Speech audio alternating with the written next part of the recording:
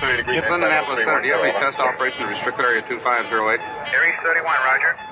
Traffic is quite luminous and is exhibiting some non-ballistic motion, over. Roger, Aries 31, continue descent at your discretion, over. Okay, Center. The traffic is approaching head-on, ultra right, and really moving. They're right by us right now. There are 1,000 UFO sightings reported around the world every month. 90% of these sightings can be explained, but 10% cannot. Officially and unofficially, the U.S. military has been investigating UFOs since 1947. Their top secret goal is to find out what's behind these unexplained sightings. The Pentagon classifies them as unusual airborne anomalies, but a better term is X-Files. Join us now as Mack Maloney and Commander Cobra explore these unsolved cases, UFO incidents that baffle even the U.S. military. This is Mack Maloney's Military X-Files. And now, here's Mack Maloney. Well, good evening, everyone, and welcome to Mack Maloney's Military X-Files show here on the Distant Thunder Radio Network. This is Mack Maloney. What a show. What a jam-packed show we have for you tonight. First, let me introduce the members of a rather extended posse. Girls, get ready. Sit down. Get your fan ready. Get your big box of Kleenex, your mister. And, I think my beer is dripping on my foot here. Hang on. Okay, get your mister. Did I say beer? I meant root beer. Your big box of Kleenex, big box of wipes, huge squeegee because very famous Juan is here. Hello, Mac. Hello, girls. Welcome to the show tonight. It's going to be another hot and heavy show. Hot it's and going to be fun. Okay. All these shows are fun anyway. Yes. Okay. Fun. And you got to read between the lines on some of them. Really? We have to do a deep dive into some of the show? Content. You got to, ooh. Ellie, you want the shot? Yeah. Ooh, what did Raven say? Oh, there you go. I do that all the time. I have transcripts if anyone's interested. Okay, listen. I'm sure a lot of gilfs, GG gilfs, and GGGG gilfs excited tonight because Coco is with us. They know him as Coco on the street. We know him as Commander Cobra up there in his compound. CC. Good evening, Mac. It's always a pleasure to be on the wing. Really appreciate the opportunity to join this fray and join the formation. Okay, all right. So you dressed like a pilot, but you just come home from work or something? You're all dressed up. You still have your flight suit on. You get your headset. I'm comfortably attired for the evening's event. That's what the parachute is for? I don't get it. Hang on. All right, hang on. First one of the night. You never know when you want to bail out of the show, right? Right, exactly. Up there in the Boulder Flakes, national correspondent, Battle Creek, Michigan, Switchblade Steve Ward, Switchy. It is great to be here tonight. Okay, good. Good to see you. How are you? I am beyond wonderful. Okay, all right. He's in a good mood. I sense a good mood. Plus, he has a visual of Popeye and a big can of spinach behind him. So let's see. When we get back to what he had for breakfast, maybe he had a spinach omelet or something, though I doubt it. Okay, look. Also joining us up there in, I'm going to save the best for last. Sorry. Our security chief down there in Woburn. Is it Woburn? Doesn't make me feel too good when you say that. Hey, listen, hang on. Willie Clubb is with us. Willie, how you doing? Hi, Mac. Hi, everyone. I'm doing great. Good. Big night tonight, I can feel. And Big night. I agree with Juan. It's going to be hot with a capital H. Wow. That's right. More ways than one, man. Hey, don't set the bar too high there, guys. Now, listen, Willie, you took the last 2 weeks off, right? You haven't been with us for 2 weeks. Yeah, I was on a road trip. Down to see the Stones, right? Yes, yeah. I didn't see them. They were a few days ahead of us. Okay. But my daughter was there. Well, how did it go? How'd it you go? like it? Oh, she loved it. Yeah. Yep, she even got some pictures. Oh, cool. Oh, good. Because we did Charlotte. Last week, Charlotte, right. Yep. Last week we did the top 10 reasons why a club has taken 2 weeks off from the show. You'll have to listen in on that. Oh, I can't wait. Yeah, okay. Anyway, thanks for joining us. Okay, so now listen. Also, we have with us, he's also down south somewhere, okay? And he's in his library, which books filled with, they have fake middles and they have guns in them. What you saying? Read every one of them. That's what I got it. You mentioned that, Matt, because last week you wanted to know if I was protected. So okay. I did this for you. Jocko Johnson, everybody. In case somebody speaks up. He's opening up a gun. Wow, he literally has a gun, right? He had a hand grenade last time. Okay. The tension is Second unbearable. Amendment, it's, What's he doing? He's lighting a fuse. Well, hopefully everybody Oh, cooperates with the way you're picking it up. Dr. Look at that, Bob. What is Well, it's Oh, locked you up, squirt the it's water. not- The water squirted right out of that. That was good. There's more than water in these now. Wow. All right. You know what? I didn't even load it. See? That's okay. That's all right. Yeah. There you go. I hate to be like this, but if you shoot yourself, can you do it while we're on the air? Because it'll be Absolutely. great for Whatever ratings. happens. Speaking of being armed, Thank you, Mac. UFO Mechanic Al Renaldo is here. Al. Isn't there a Stone song that has a line about something like that? I did it just for him, too. Up on the stage. Yes. Al Renaldo, how you doing? UFO Doing Mechanic. great, Mac. Good to be here tonight. Okay. Hi, everybody. How's everything going? Okay. If you're armed, just nod your head. I am not. I'm sorry, no. Yet you nodded your head. No, no. Okay, all right. Not tonight. What's that? Only when you go down to Boston? Was that the? If I'm going into Boston and I'm not going to the airport, I will have a. You'll I have generally a little. I'll have friend. a small handgun. in You'll my bring a back friend with pocket. you. Okay, I understand. Okay, so now that all that is out of the way, let's get to the beauty among the beasts. It's our favorite good witch up there in upstate New York. Raven is with us. Hello, Raven. How are you tonight? Hello, my friends. I'm doing so good. How are you? Okay. Hello, Raven. We're good. Hi. All right, now let's talk about the attire. This a is little your season, right? You're all decked is. out and ready. Is Get that a your- hat? Your cauldron fired up. Yep, it's on downstairs. bit. Oh, I see. So I'm talking about your attire now. What do you got a hat on? Is that the ankle? It's winter hat season. Okay. It's officially back. Your and I thing. have a flannel on. A flannel. Okay. It's cold up there in upstate New York. Wow. All right. It's freezing all day. Okay. So, and what's the drink of choice today? It looks like. It's my 8 days a week, and it's out of my skull glass. Yes. So don't wrong me. Okay. All right. Don't worry. All right. We won't. Okay. Wow. Keep that in mind. The whole gang is here. This is good because we're going to be we're going to do a few things, but we have a guest coming on later, Preston Dennett, and I think I'm pronouncing his name right. We somehow crossed paths, and I asked him to be on the show, and he agreed. He's going to be on tonight, but I didn't realize you guys know him. You've heard of him before. He's written lots of UFO books. One of them is, and we got to talk to him about this, is he's written a book called Inside a UFO. So I'm hoping it's like the mechanics of a UFO. How would he know? But he also wrote one, the top 100 UFO drive-in movie incidents. Wow. UFOs or the drive-in movies, man. Wow. You got 100 of them, so that sounds Really? good. I don't know. How do you notice, though? I mean, generally, if you're going to drive in, you're awful busy. Okay, well, okay, Big L. All right. So, peek You at the know, outside. speaking of that, I have a warm affinity for drive-in movies. And I'm being honest, but this is, I lost my virginity at age 16 in the local Really? drive-in. I did. And so I always have a warm feeling when we talk about A driving. warm feeling. Interesting. Were you by yourself? Or You cannot who was with- believe the Yeah, I was by amount of myself. self-control that I have tonight that I did not roll in on that and leave that in flames. Well, We'll just it, let that golden memory lie where it does. What was the Well, you movie? gotta- What's the be movie that you're frank. supposed to be watching? Yeah, I what hope you movie? make a good act of contrition after. Was it after. in between features? Buy our popcorn, Come on. refreshments. That was Are the you big thing. indicating somehow, Switch, that he didn't have lasting power? Is that what? No, you're no, trying to come on, indicate? no. I wasn't. I'm just asking a question. Just an objective. That's what the spinach is. Go ahead. journalistic- I have to question. admit, yeah, Okay. it was not that was not a lasting time. Performance. Oh, But wow. I always like to go to the drive-in. I like to go to horror movies. Yes. Because my dates always hated those kind of movies. Go so ahead. They weren't interested in watching the movie. It's not boring. Wow. I don't like horror movies. So, what was the No. movie of this scene of this crime? Gone with the Wind. Tears of I don't Endearment. even remember. The debut. How would he remember? That's He right. was busy. He was busy. All right, club. Okay, chapter 1 of your biography. No, not chapter 1. Chapter 2 or 3 of your biography. That's Hey, it. my dad always had station wagon, so I would have the keys to the station wagon if I really had to Really? engage in some extracurricular activity. At the drive-in. Mine was a Corvair, the one with the rear engine, Love it. Yes. where the Yeah, seats nice. went down flat. So the seats went flat, just like a bed. This is why Mr. Nader did not want you driving a Corvair Easy now. for Unsafe. just this occasion. I've owned Dangerous vehicle many for Mr. Corvairs. Nader. That's right. I love Death at any speed, especially the drive-in. Realize Yeah, I've especially owned a parked lot there of driving. Corvairs. Raven has no idea what we're talking about. She didn't even know what a drive-in movie is. Okay. Yeah, well, Ew. Should we explain?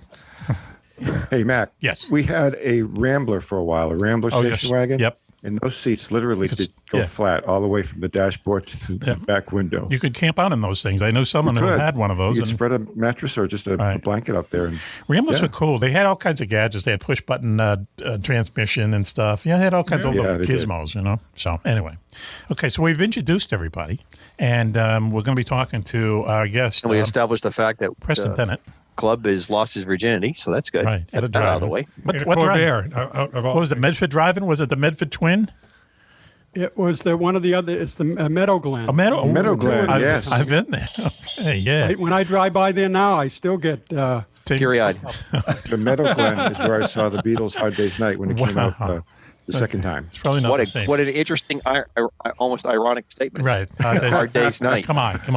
Interesting. I got to edit this. Raven, clock your ears, please. Okay, so listen. So we have a top 10 tonight, and I believe Raven has the top 10. And the top 10 is, now regular listeners to the show should know that in the past 3 weeks, Al is a good witness. For some reason, well, let me just really backstory it. We're in a radio station in a neighborhood in Exeter, New Hampshire. It looks like a regular house in a regular neighborhood. There was a guy who worked here, Bob, the engineer. He came in every day. He lived 2 houses down. He dropped dead here, unfortunately, right before we came here. And now people kind of hear him and see him, and Juan has seen him. And I've heard noises. We've heard noises. He wears khakis. He wears khakis. He's a very well dressed ghost. And Lois Lane was here last week. She heard someone come in the door. That whole thing. We have to search the place, and no one was here. And so anyway. So tonight's top 10 is top 10 reasons Bob the Ghost has been showing up on the show lately. Okay, you get the bit there, Wani? You get it? I got it. Okay, here we go. Cool. Let's go. Raven, please, has the list. All right. Start the music, please. Stop the music. Number 10, he still feeds the ducks out back. He's still feeding those ducks. He did it for 30 years. That's a good attraction. I love those ducks out back. Right. Ducks are so cute. Mm-hmm. Yeah, they are. That'd be a good reason to a nice wetland out there. And, you see that antenna? You see that antenna sticking up in that swamp? Yes. That is a massive antenna. Yes. You come into a residential neighborhood, and you see you look above the trees, and there's a big antenna. That's the other thing that gives this place away. Yeah. There's a big ass antenna. And the big generator in the front yard. Oh, that's true. That too. Number 9, please. Top 10 reasons Bob the Ghost has been showing up on the show recently. Number 9, the music in heaven sucks, and he likes the station's new rockin' with the oldies format. There you go, right? So strong possibility. All right. Next, please. Number 8, please, Raven. Number 8, he's bored out of his freaking mind. See, heaven is born. They oversell heaven, apparently. How do we know that it was Bob? Got the destination. He's here. Oh, well, he's a good guy. He's a good guy. Al, how dare you? I'm just asking. Next, please, Raven. Number 7, he wants to hook up with the ghost who's been haunting Raven's house. There you go. It's a hookup, frankly. Maybe they'll go to a drive-in. They can hang out at the drive-in. Okay. Please, next one, please. This is the top 10 reasons Bob the Ghost has been showing up on the show recently. Number 6, he misses helping Pistol Pete count all his money. Ooh, that's inside. Okay, all right. Next, please, Raven. He likes to hear Juan scream like a little girl. Oh. Don't we all? I didn't know it was that much of an attraction. Yeah, it is now.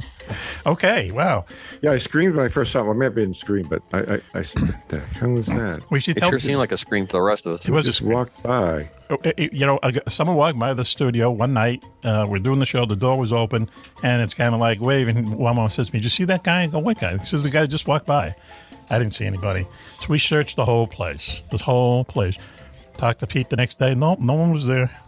I thought it was a legitimate employee or I did too. The tenant. I believe, just to clarify the air here, go ahead. Bob is a legitimate employee. Right.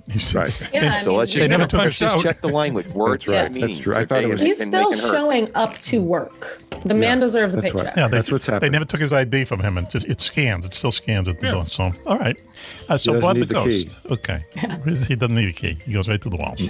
Go ahead, please, Raven. Top 10 reasons why Bob the Ghost is showing up in the show recently. Number 4, he's simply mesmerized by Switchy's hair system. There you go. Come back from the dead to find out. Switchy's not laughing. Okay. All right, let's move on. That's his club is, though. Please, next, please, Raven. Number 3, his ghost wife nags the out of him, and sometimes he's just got to get away. So he goes back where he used to work. Wow, we're going to have to put a ton of sweetener on this one. Okay, next one, please, Raven. Number 2, he thought he was supposed to meet Casper here. There you go. It's a mix-up. They're on TikTok. Whew. Okay. Is this on? The last question, please. I mean, maybe it is a question. Top 10 reasons Bob the Ghost has been hanging out at the station recently. He loves the contact high. Now that one That probably has the most gravity behind it. Okay. Yeah. Okay. All right. Something that's going around. I'm glad I don't resemble that remark. Wow. Okay. Bob the Ghost, thanks. Maybe he doesn't haunt us anymore now. So why don't we do this, though? Why don't we take a quick break now? We should remind everybody, however, that if you go to mackmaloney.com and hit the contact button, we got this swag thing going on now. We started about 3 weeks ago, and we're already reordering for the third time. But we like it because if you go to mackmaloney.com, hit the contact button, and you can send us an email, send us your mailing address, and we will send you out a bag of swag, okay? It's like pins, badges, decals, and what everyone seems to like is the bar coasters. Big demand for the bar coasters. So send us your mailing address, and we will send you out a bag of swag, okay? And let's see, what else? I think that's it. Oh, Mack Maloney's Beyond Area 51 is on sale everywhere. We did a special show last week. Everyone seemed to like it, Beyond Area 51 on Amazon. Anything else, Al? I think you got it covered. Okay. I love the Mack Maloney Milk Eric File swag because it brings back the glory days of Wingman, when in the back of Wingman was on the back fly panels, you send a self-addressed envelope to Mack Maloney, and you could get a bumper sticker. And I still have most of my bumper stickers. I left them really? all over the globe. Some are sticking on some gear in Iraq, some are down in Antarctica, some are on the ships I was on. Gee, are you serious? Yeah. Yep. Yeah. You would send a sassy. And Matt got great pictures. I mean, before the digital stuff came, he had fan readers that would send him pictures of stuff, photographs, and they would throw it in the mail to him, showing him where he went. It's called a SASE back then, SASE, self-addressed stamped envelope. Yep. So you did it to me, and actually my so a lot of bumper stickers. What happened there? Look at this. Kibasa, what happened? It's locking up. 1, 2, 3. Yeah. All right. Okay. So anyway, yeah. So we sent a lot of them out in the first Gulf War was happening then, and when the day that they entered Kuwait, the day that they re-entered Kuwait, the goodies. Okay. People from where my brother worked would call me up and say, turn on CNN because a tank went by and had a Wingman bumper sticker on it. As they were liberating Kuwait.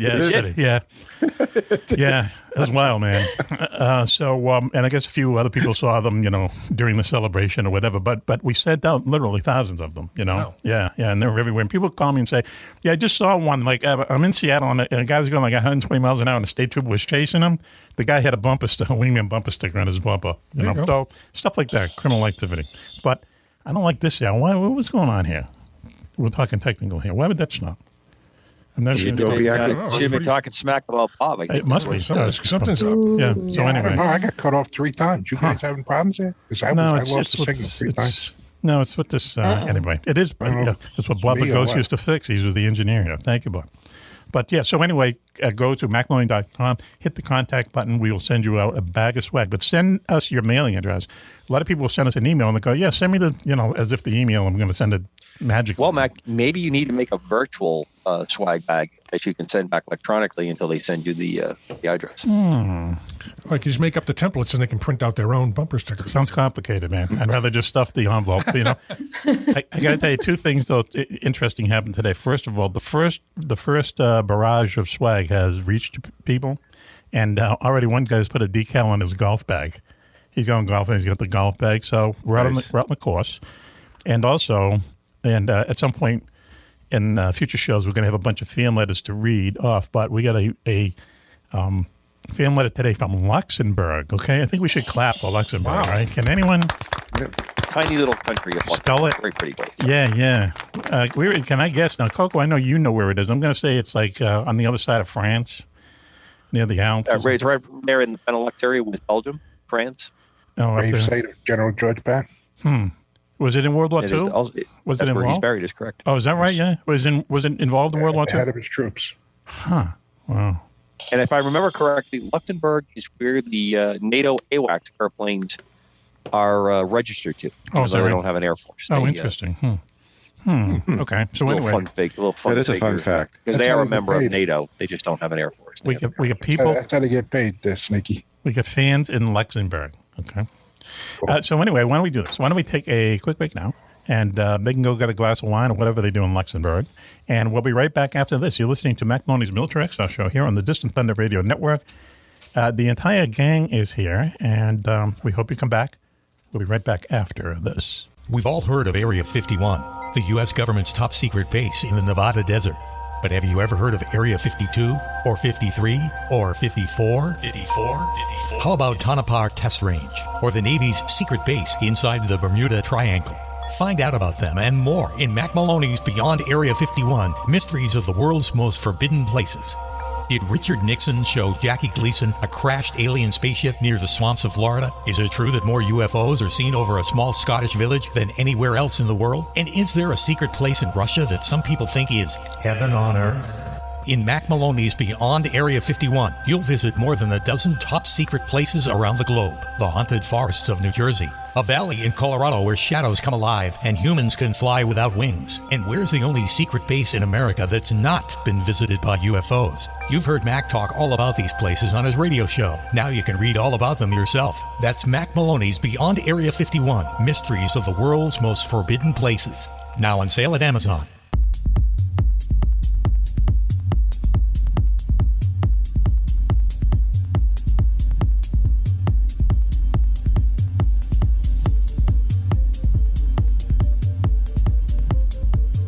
Welcome back, everyone, to Mack Maloney's Military X-Files show here on the Distant Thunder Radio Network. This is Mack Maloney. What a show we have for you tonight.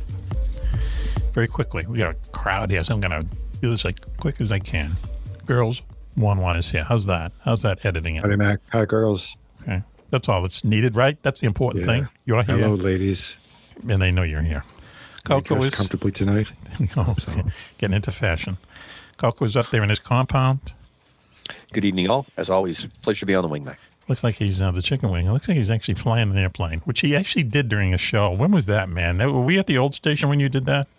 Yes, I believe it was. And it was kind of a neat thing because it was on a test flight and we had it. It was right over where Marconi had sent the first signal. That's where the test was sent in the South Cape Cod area. Yes, right. Where he had shot his first signal over to England with radio waves. And I remember Emily, our good friend Emily, said, "Isn't that against the law?" And we were like, "Ixnay, ixnay." Ixnay on the law, eh? Anyway, also up there in Battle Creek, Michigan, our national correspondent Switchblade Steve is with us. Switching. It is great to be here tonight, Mac. Okay, all right. It says in the background, the blob, it eats you alive, right? Is that the... Yeah, we're pretty sure that was the movie that these are just lost some his drive-in virginity to movies. at the drive. All right. Yeah. All right, here's some trivia. Who's the blob is some superstar's first movie. Who was it? Steve McQueen. Steve McQueen. Yep, Steve McQueen. It's kind of a cool movie. I didn't know that. Yeah. Really? And who was And also, he whose did not girlfriend? take residuals. He took straight cash, and he hated himself for all those years because he got a very small payout for that movie for such a huge Who knew a movie called The Blob wouldn't be paying royalties? So what'd you say, Switchy? What happened to him? Who else was there's the lady in it Yes. that played opposite him was somebody's girlfriend in the Andy Griffith Show. Oh, really? Yeah. Oh, wow. Was Barney Fife's girlfriend? Nope, Andy Griffith. Andy Griffith. Oh, really? I never Helen. was that. Yeah, her name on the show was Helen. Helen. Oh, yeah, the school teacher. Right. Okay. Helen Crump. Barney Fife's girlfriend just passed Yes, away. yes, yes. Yeah, she did. Yeah. Like She today, sure did. yesterday, yeah. Thelma Lou. 95 or something? 117. Hey, 95. listen, Raven is literally going to sleep, so let's move on. First of all, UFO Mechanic Al Renaldo is here in the studio with us. Good evening, Mac. Good evening, all. I wish you brought your gun now because Bob is lurking. Bob the ghost. Why, we shoot ourselves? I don't know. Yeah, we shoot ourselves. It scares us so much. Anyway, Al Renaldo is here. You don't want to shoot Bob. No, we're not going to. The bullets will go right through him. I know you're kidding. Our security agent is with us. Willie Club. Willie, how are you I'm an doing? agent now. Huh? I don't know. What are you? Chief, I'm sorry. I'm a security chief. Chief, sorry. That's right. He's That's a what it chief. says on my paycheck. Okay. Sorry, you all got a demotion, but I think No, it was don't just say a that. You know, slip of the somebody who tongue. lost their virginity at a drive-in, you're awfully crabby. In a Corvair, of all things. Hey, the seats go you're down. You're just jealous. Yes, of you course guys they are all are. like You know how many 45. Corvairs I've owned? I mean, seriously. Yeah? Oh, God. How many? 20. Do I have to ask you now? How many times have you done it in a Corvair? How do we No, get to this I was point? never really going in the Corvair. I had Porsches at the time. Okay, well, there you go. So in other words, when he went to the drive-in, you tried taking a. He had to take it outside. Good thing No my room in wife the is Porsche. only like 5'4". Okay, here we so she's go. All short. right. No room in the Mustang either. Couldn't do Sure, anything. she'll be with the glad to hear Mustang. we mentioned her on the show. Jocko Johnson is with us. He's a cop, ex-cop, former hero. Jocko, how you doing? How are you, Mac? Glad to be on the roll call. Hey, Jocko, when you were on the job, how many times did you not, hit the nightstick against the window to break up something like what Club was doing? Those Corvairs. I hear a bit of jealousy really. from I our just walk away. pilot None of there. my business. I don't want to get in the middle of that kind of stuff. There you go, man. That's the kind of cop I like. Okay. Hey, listen, you ever chase It happened a lot though up in Lowell. Too much other on the- stuff. on the Those river. guys are just like creeps. Got nothing else. Got nothing else to They do. don't like That's why you go to a drive-in. It's private. Right. Hey, Exactly. leave me alone. The That's Low very Lawrence intimate. Boulevard. What a nice setting. Especially if you Instead go of in the you trunk. and 250 other cars. What an intimate It's a setting. red room. Actually, Now we're all Really? doing the same thing. Okay. Truly, romance is not dead. Okay. Actually, along Romance is Kentucky not dead Boulevard, with you, Lowell is gentlemen. pretty Oh, decent. there you go. The And one of Boulevard. Yeah, submarine everybody bases at the everybody Merrimack went to the River. Boulevard. Yeah, All but right. he had the red room at the Porsche Hotel. Raven, I tried to stop them, and I couldn't. Okay. So let me introduce our good friend up there in upstate New York. Raven, how are you doing? Raven. Hi, my friends. I'm doing so good. Thank Really? you for having me. But you don't want to hear a bunch of people like us drunk and going down memory lane. It's going to be boring for a kid like you. She loves it. I mean, Don't let her. Don't talk. She can talk for herself. I have my own story of bumping uglies in a car, so Oh, there you go. it's just crazy inappropriate Yeehaw. to talk about on the Yeah, show. That's our Well, girl. tonight's the night. Ronnie's jumping through the screen. Hey, listen. Boy. That's a Mac after See, dark. she belongs after dark. here. She really belongs here. See? Hey, I buttered the bread there, pal. Okay. Back after dark. did. Interesting choice of words there, Mac. You are truly a word master. Hang on. Okay. Selling author. Let's. I've introduced everyone, have I? Yes, thank God. Close enough. We got to go to Switch. I can tell he's nervous because this is the biggest skew of the show. People want to know what he had for breakfast today. So, Switch, officially, tell us. What did you have for breakfast today? Ooh, Well, I was thinking about just having, a couple eggs, maybe sausage boring. and Yes. coffee. Go ahead. But I thought I would go for the full Monty today. Yes. So I had fried beef steak and eggs, Yes. eggs over easy, hash browns, Yes. white toast, black coffee, and water. Wow, huh? At Denny's? Yes. Denny's, yeah. Did you Wow. bring a photographer with you to Denny's to shoot that background? No, this is something I got off, it's a little bit too professional Gotcha. for. Yes. Wow, huh? I mean, I wouldn't put it past you, but I don't know what okay. some of that stuff is on there. Why don't you put that on How TikTok? far is Denny's from your house? Which, I mean, how long does it take you to get there? No, just a few minutes. A few minutes. That's good. And he jogs I over. wonder if you had to like really drive, Do they still have moons over Miami? Moons over Miami. Al wants to know. Probably not. Maybe. I don't know. I can understand why Zeppelin's making noise in the background. Yeah, we're talking about I Lincoln. can Don't go to understand the it at all. Waffle. Sorry about Don't that. anybody go to the Waffle House. That's awful, but it's inevitable. Listen. I like the Waffle House. You might Yeah, get just That's go, what I- just go in My and waffle out. is Talk, great. just don't hand anything back to the waitress. Right. Apparently, if you're in See what they give you. Atlanta, I was No, doing you a did trade not show in order your Atlanta, eggs Georgia. with Waffle cheese. houses are everywhere. Yes. Well, 24/7. 24/7. Yeah. right. you know there's a what they give you. That's a Just secret. relax. there's an emergency preparedness theory plan that is surrounded about Waffle House.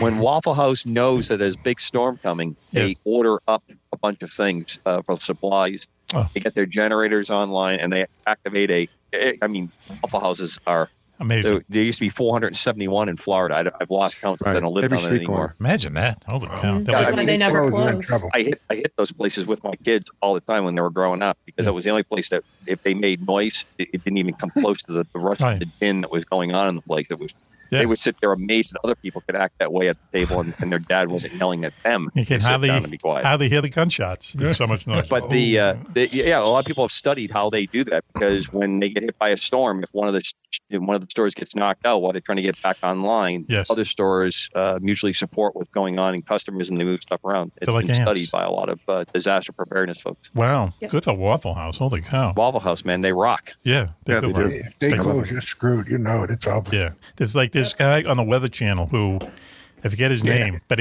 whenever he shows up, Jim Cantori. That's it. You're screwed. That the biggest hurricane in the world. If they send out him, that's it. You know, he goes to Waffle. He goes to the Waffle House. He showed up down Plum Island once, and people were like, "Oh, we got to get out. We have to evacuate." He actually did a commercial one time for the Weather Channel, and it showed him. It says, "Oh, Jim Cantori's going on vacation." Yeah. So he went to some beach in like South Carolina. Yeah. Beautiful sunny day, and as soon as the people saw him walk on the beach, everybody started screaming and running.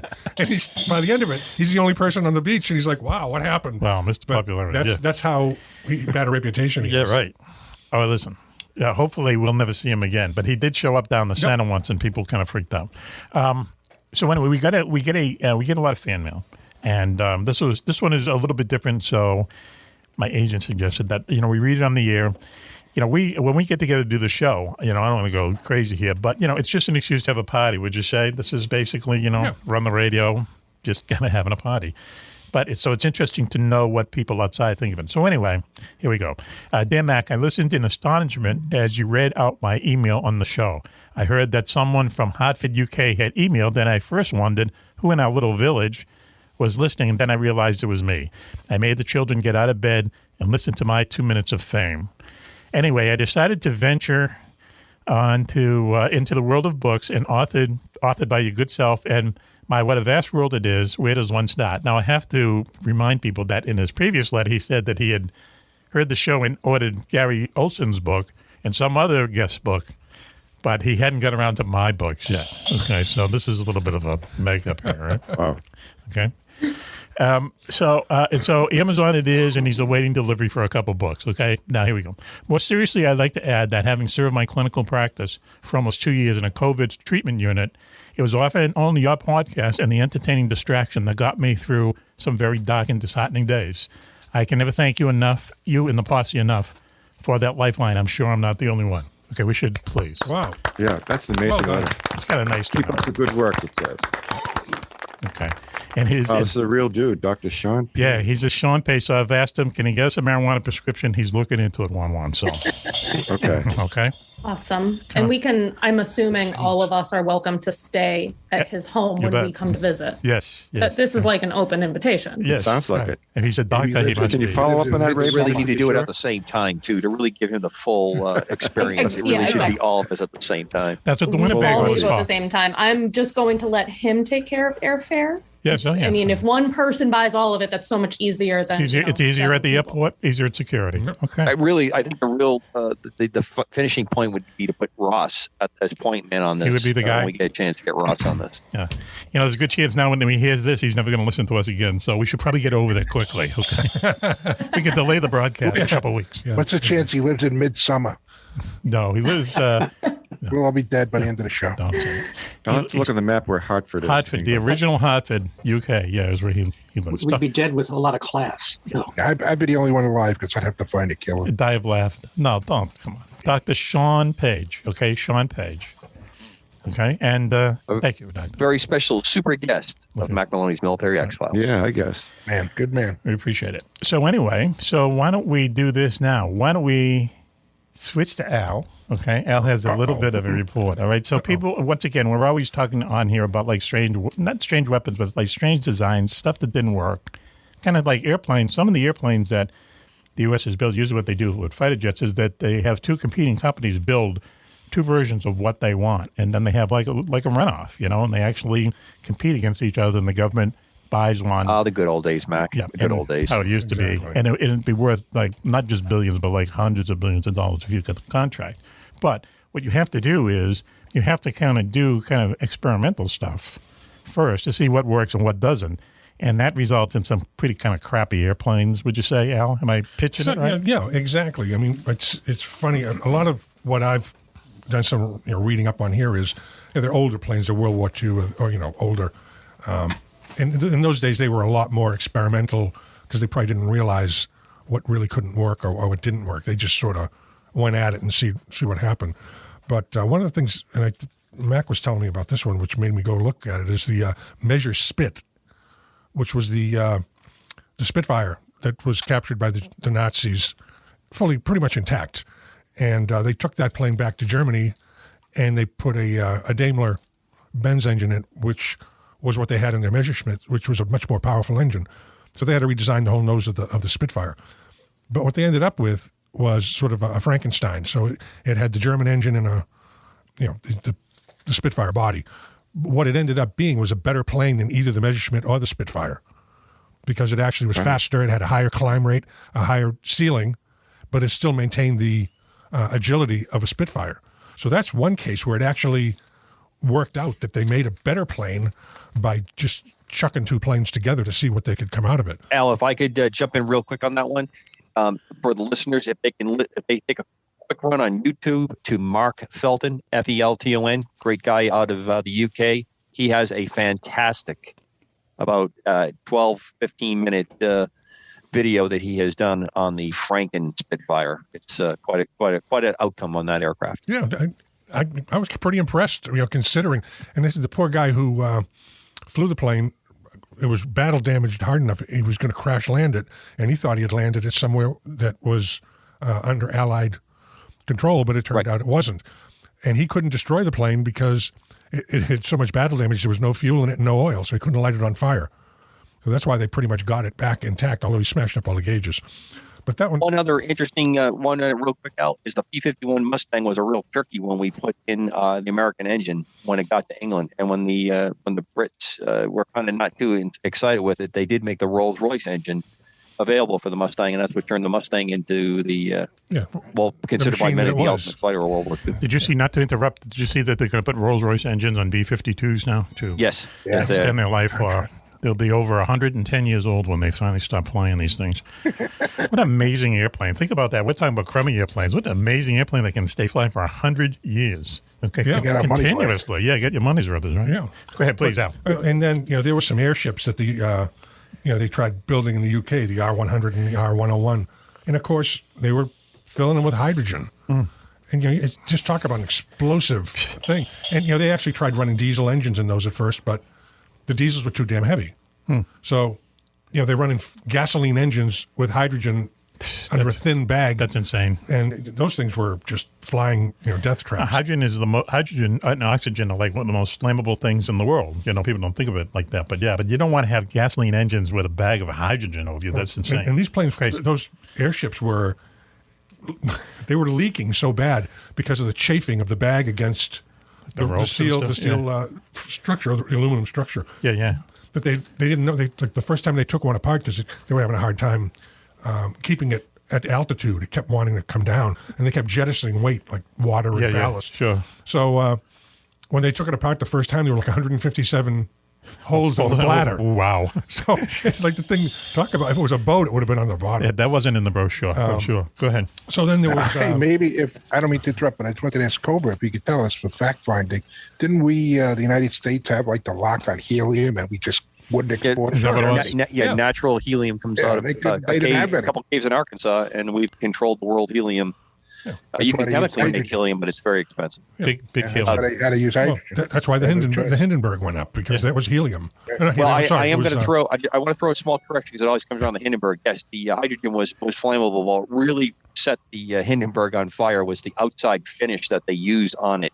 It was a highly combustible material. So they basically had wrapped the Graf Zeppelin. And the striker of a match is what caused that to go up the way it did. Yeah, hydrogen does not burn as catastrophically as you see it on the Hindenburg. That's why. That was the skin. Shell in. Whatever they used to harden up the outer skin. Yeah. Like airplane too. Hey, Cobra, didn't they also have beamers in those planes? Was it the Messerschmitt or the Focke-Wulf? One of them had a beamer engine, didn't they? Yeah, the Focke-Wulf had a BMW engine. Yeah. That's pretty sure it was a propeller. Nobody even knows it. Yeah. Just but go ahead, please, Al. I'm saying, what BMW stands for, right? What? Bavarian Motorworks. Break my window. Boom. Go ahead. Al, the UFO mechanic doing comedy. Okay, the Nazis and I didn't know, this is something I didn't know up until a few days ago. It wasn't just the Japanese that were big on suicide bombers. Yeah, or suicide planes. Yep. The Germans actually made a piloted V1. Interesting, yeah. So, the guy could actually steer it into where he was going. Wow. And he had the ability, in theory, to bail out at the last second. But he could aim a V1. And that's what those like the first kind of what do you call that? Not a smart. Well, it's kind of a smart weapon. The buzz bomb. Yeah. It was a vengeance weapon, like a cruise missile. Like a cruise missile. Had a fairly, I mean, they could shoot them out of Germany and hit England. They were far, and they'd take London. Yeah, right. But the one thing the suicide part of it finally figured out something for them that they didn't know was 1/3 of the V1s the unmanned ones that they shot at England never made it.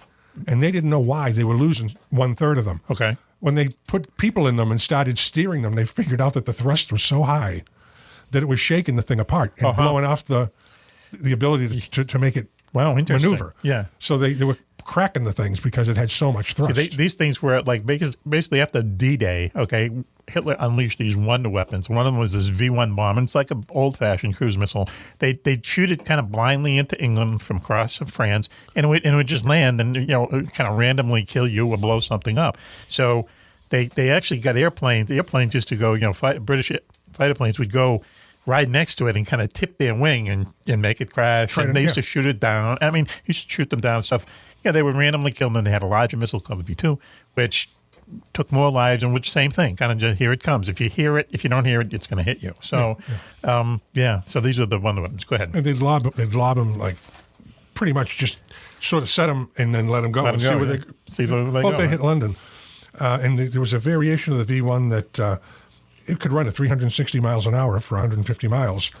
And it put out 720 pounds of thrust. I mean, that thing... It's pretty good. And it could hold a 1,780-pound warhead. That's a lot. That's a lot of bomb on the end of that thing. Yeah. And so what, you get a couple more? Let's see. There's there were some rocket-powered ME-163s, and they were incredibly fast. It was a Comet. Yep. That they call. And the thing was, though, once you lit off that rocket, you couldn't stop it. Right. Really. And it only had a few minutes of running time before... Like 10 minutes most. Okay. Right. They would basically put two chemicals together, S-Stoff and T-Stoff. And they were so combustible together that they'd have to put one tank and one fire into the base and one at the other, only bring them together when it was ready for this thing to go. And they said they lost more of them by the chemicals mixing together by mistake out of leaks. Yeah, and just boom, it would go crazy. And it said it was tougher to keep it from... But this thing would make this little airplane go for almost 500 miles an hour. Is insane. Yeah, they were incredibly fast, but deadly. You were on a bomb. You were sitting on a time bomb. Right. Yeah. And there was also a Japanese plane that a Mitsubishi plane that they wanted it to be able to go 2,600 miles. So they basically made it a flying gas tank, and no padding, no nothing for the fuel tanks. Yeah. And it would with a 1,700-pound bomb, it could go 2,000 miles. So it would hit the United States, in other words, right? But it had 1,100 gallons of gas in it and no shielding for the pilot. And the tanks were in the wings, totally unshielded. And they said most of the pilots in the early parts of the war didn't have parachutes. And it was a really horrible way to die. Because if the thing even got nicked... Boom, you're dead. Yeah, and it caught on fire. A lot of Japanese planes in World War II at the beginning anyway, they were very fast. And the reason they're fast is that they didn't have the armor around the pilots that, let's say, Allied airplanes had. And so what would happen is you'd have these very fast planes. The United States had, I don't want to say slow planes, but they had well-armored planes. So they made those well-armored planes more powerful. And that's how they won. So anyway, hey, listen, why don't we thank you, Al, for that. Let's give Al, because he has good honey. And he's into agriculture. Hey, Mac, we've done shows on Nazi mega weapons and things like that. We've had experts on. Al's another expert, apparently, on some of these designs. Go ahead. If just a couple of them had really been successful and they really, had made a few and deployed them properly. And came earlier, yes. If they came earlier and if they deployed them properly, probably won the war. Well, it would have been a tougher. It would have been a tougher war for sure. They could have had the Me-262 jet fighter in the year in 1943, but Hitler insisted that it be a bomber instead, which it isn't. All right, it could have shot anything out of the sky. He decided, it was going to be a bomber, so that set them back a year. That would have been, but see, we would have developed our own jet, and it would have went on for a longer, I think. Right. But I think eventually it would have been. We've been ahead anyway, but it's just amazing how many cool weapons they did have. Well, they put us on the moon. I mean, let's face it. I mean, it's not something we should be proud of, but that we brought over a lot of Nazi German scientists after the war. Operation Paperclip, they became the foundation of NASA, and the guy, Werner von Braun, who designed the Saturn rocket, which got us to the moon, was one of Hitler's scientists. I mean, that's just how history is. Oh, look. On that down note. Hey, it's okay. When they're on our side, they're our guys. There you go. Hey, Mac. Yes, go, please. Just to tell you, the other JJ. I just saw. I'm sorry, you're there, Mac. You yes, go ahead. No. I just saw a show about that where they had the Saturn rockets and they couldn't get enough thrust because they kept piling the stages up. Yes. And von Braun figured it out, like how to do it. What they did was, if you look at the Saturn V when they were older and ready to go to the moon, they have these tubings wrapped around the bell at the bottom of the engine. Okay. Figured out a way where the liquid oxygen in the fuel would actually, it's almost like an afterburner where he just shot it into the bottom of the rocket. Nuts, and man. it created extra thrust. I mean, it could blow, but that's why they have to like flood the whole launch pad with so much water. It just turns to vapor. It's so hot. He doubled like the thrust. If you look at a Saturn rocket, okay, which is the rocket that the men went to the moon on, look at what they are in and then look at the rest of the rocket. It's this enormous Empire State size rocket putting a little capsule into orbit. I mean, that's what it takes. It's kind of weird, but at some point, that's ballistically getting into orbit. That's how we do it. Space shuttle, that's your blast off. There's got to be a better way. It's like that's covered wagon. Someone's going to come up with a better way to do it that isn't ballistic. It's something else anyway. Listen, why don't we do this? Maybe we can get them as a sponsor, whoever they are. Thank you, Al, for that report. We're going to take a commercial break now. And we'll be right back after this. You're listening to Mack Maloney's Military Exile Show here on the Distant Thunder Radio Network. We'll be right back. Hey fans, Lois Lane here, and I think it's time for you to get some free swag from Mack Maloney's Military Exile Show. We have badges, pins, bar coasters, and some very cool 3D show logos that we just can't wait to give away. Just go to MackMaloney.com and hit the contact button. Send us an email with your mailing address, and we'll ship the free swag out to you quicker than Switch can eat breakfast. That's MackMaloney.com and hit the contact button to get your free swag today. Requests for tasteful news of One will be handled on a case-by-case basis.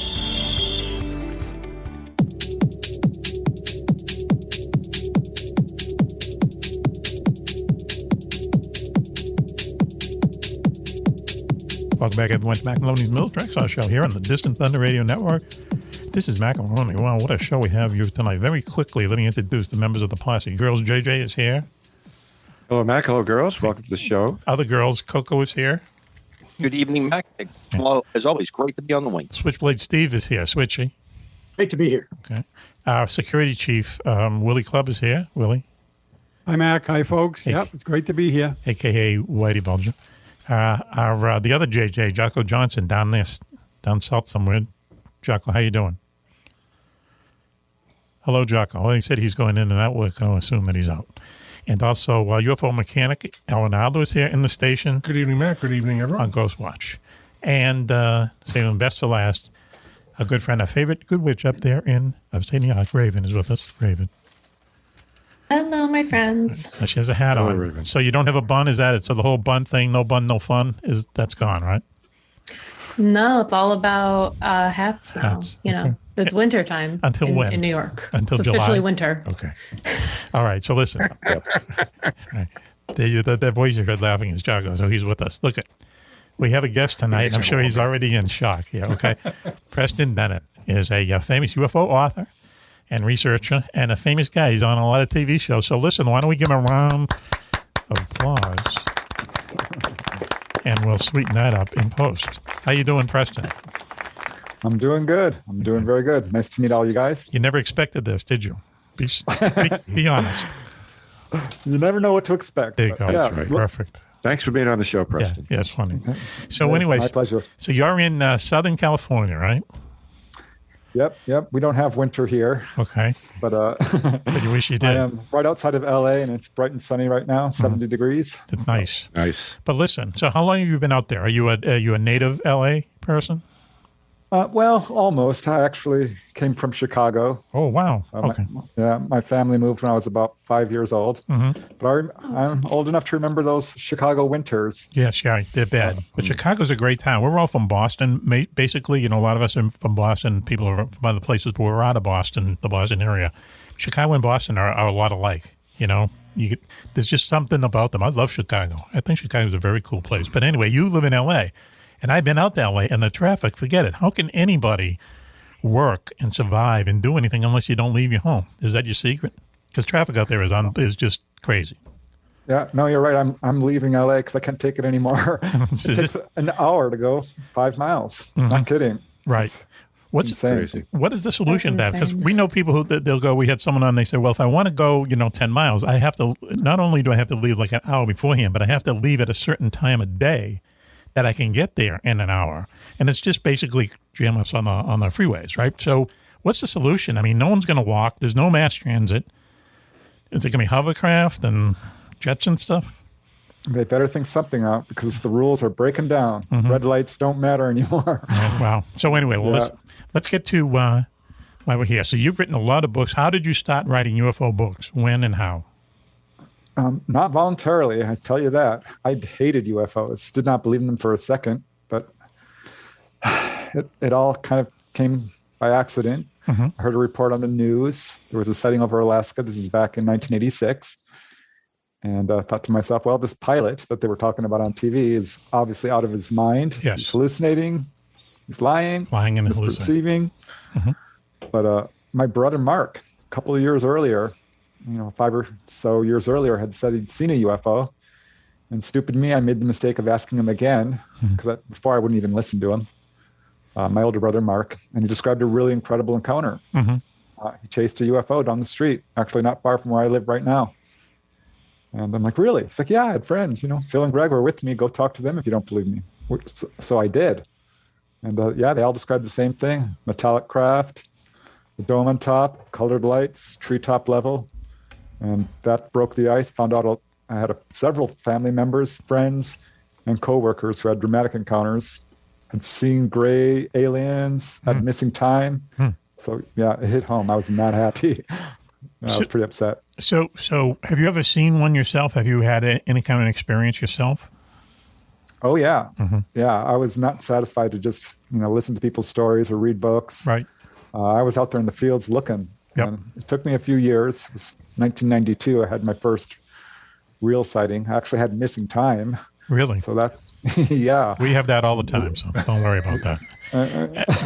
But let me ask you this. It was a real shock, though. Yeah, one came right down in front of my windshield. It was just a small ball of light. Right, Not okay. Like classic UFO, sort of an orb. Right. But it was right in front of my windshield. It zoomed straight up, and that's all I remember. As you're driving, this thing comes down? Yep. I was on a little side street in Woodland Hills. Right. And just going like maybe 5 miles an hour, not even. Yep. So I came to a complete stop when it appeared. Yep. So what do you think it was? Is it from outer space or what's going on? Because we hear the stories like this all the time. Yeah, I think they're aliens. I really do. I think that's the theory that best fits the evidence. I mean, we've got multiple eyewitness accounts, but they're appearing on radar. They're being photographed. These things have portholes. People are seeing aliens. Yeah. There's landing trace cases. There's medical effect cases. They all There's can't be government wrong. documents. Yep. I mean, there's a lot of evidence. Yeah, they all can't be wrong. And all it takes is one to be right. Do you know what I mean? All it takes is one UFO story to be absolutely true. Then they're all true, because that means they exist. And everyone isn't making it up and so on. And it's not hoaxes and religious affiliations or whatever. But let me ask you this, though. I've never seen one. I've never had any kind of a paranormal experience at all. I always say this on the show. Do you think there are certain people just born to kind of have them? Because everyone else has. You know what I mean? Are you kind of predestined to kind of mix with these things? I don't think so. I've certainly questioned people about, why you? It's evenly divided between men and women. It's young people, old people. It's got nothing to do with race, religion, political affiliation, education. It's almost random. I mean, there are some patterns. It does seem to follow families. Right. Is it? I was going to say DNA. On board. Are they in DNA? Are they in? Who knows what's in DNA? Right? Could it be just certain people are? I don't want to say are attracted to these type of things, or these things are attracted to them. And then other people, are not. Yeah, I think the DNA thing is definitely a factor here because they are tracking. I mean, if you're being taken on board a UFO, you're seeing them repeatedly. Right. Chances are, so are your parents, so are your kids. Yes. Grandparents. Yep. Jocko, let's start a program on that. Okay. Look into the DNA. Okay. All right. We'll do it. We got notebooks. We have to get a scientist, though. Okay. We'll get one. Well, don't worry about it. We'll take care of that. Details. So anyway, listen. So you've written 26 books, right? And you claim to love it. Do you? Oh, yeah. You do. Yeah, it's very, very interesting. And it gets a bit overwhelming at times. But See, once you're in, it's hard to get out. That's what they say about the mob. So it's the same thing. But listen, but I know, but I can tell by your tone, okay, it's a pain in the ass, isn't it, to just start chapter 1. Oh, man, here we go again, right? Well, you have to love it. No, I it's really, really interesting. I think it's an important subject. Yes. You might not believe it. You might not have seen one, but I can tell you right. It is having a profound effect on society. Yes, right. So when does the dam break? I agree with you. I agree it's going to be one of these things, and people 500 years from now are going to go, you mean you don't know what UFOs were back then? What's the matter with you?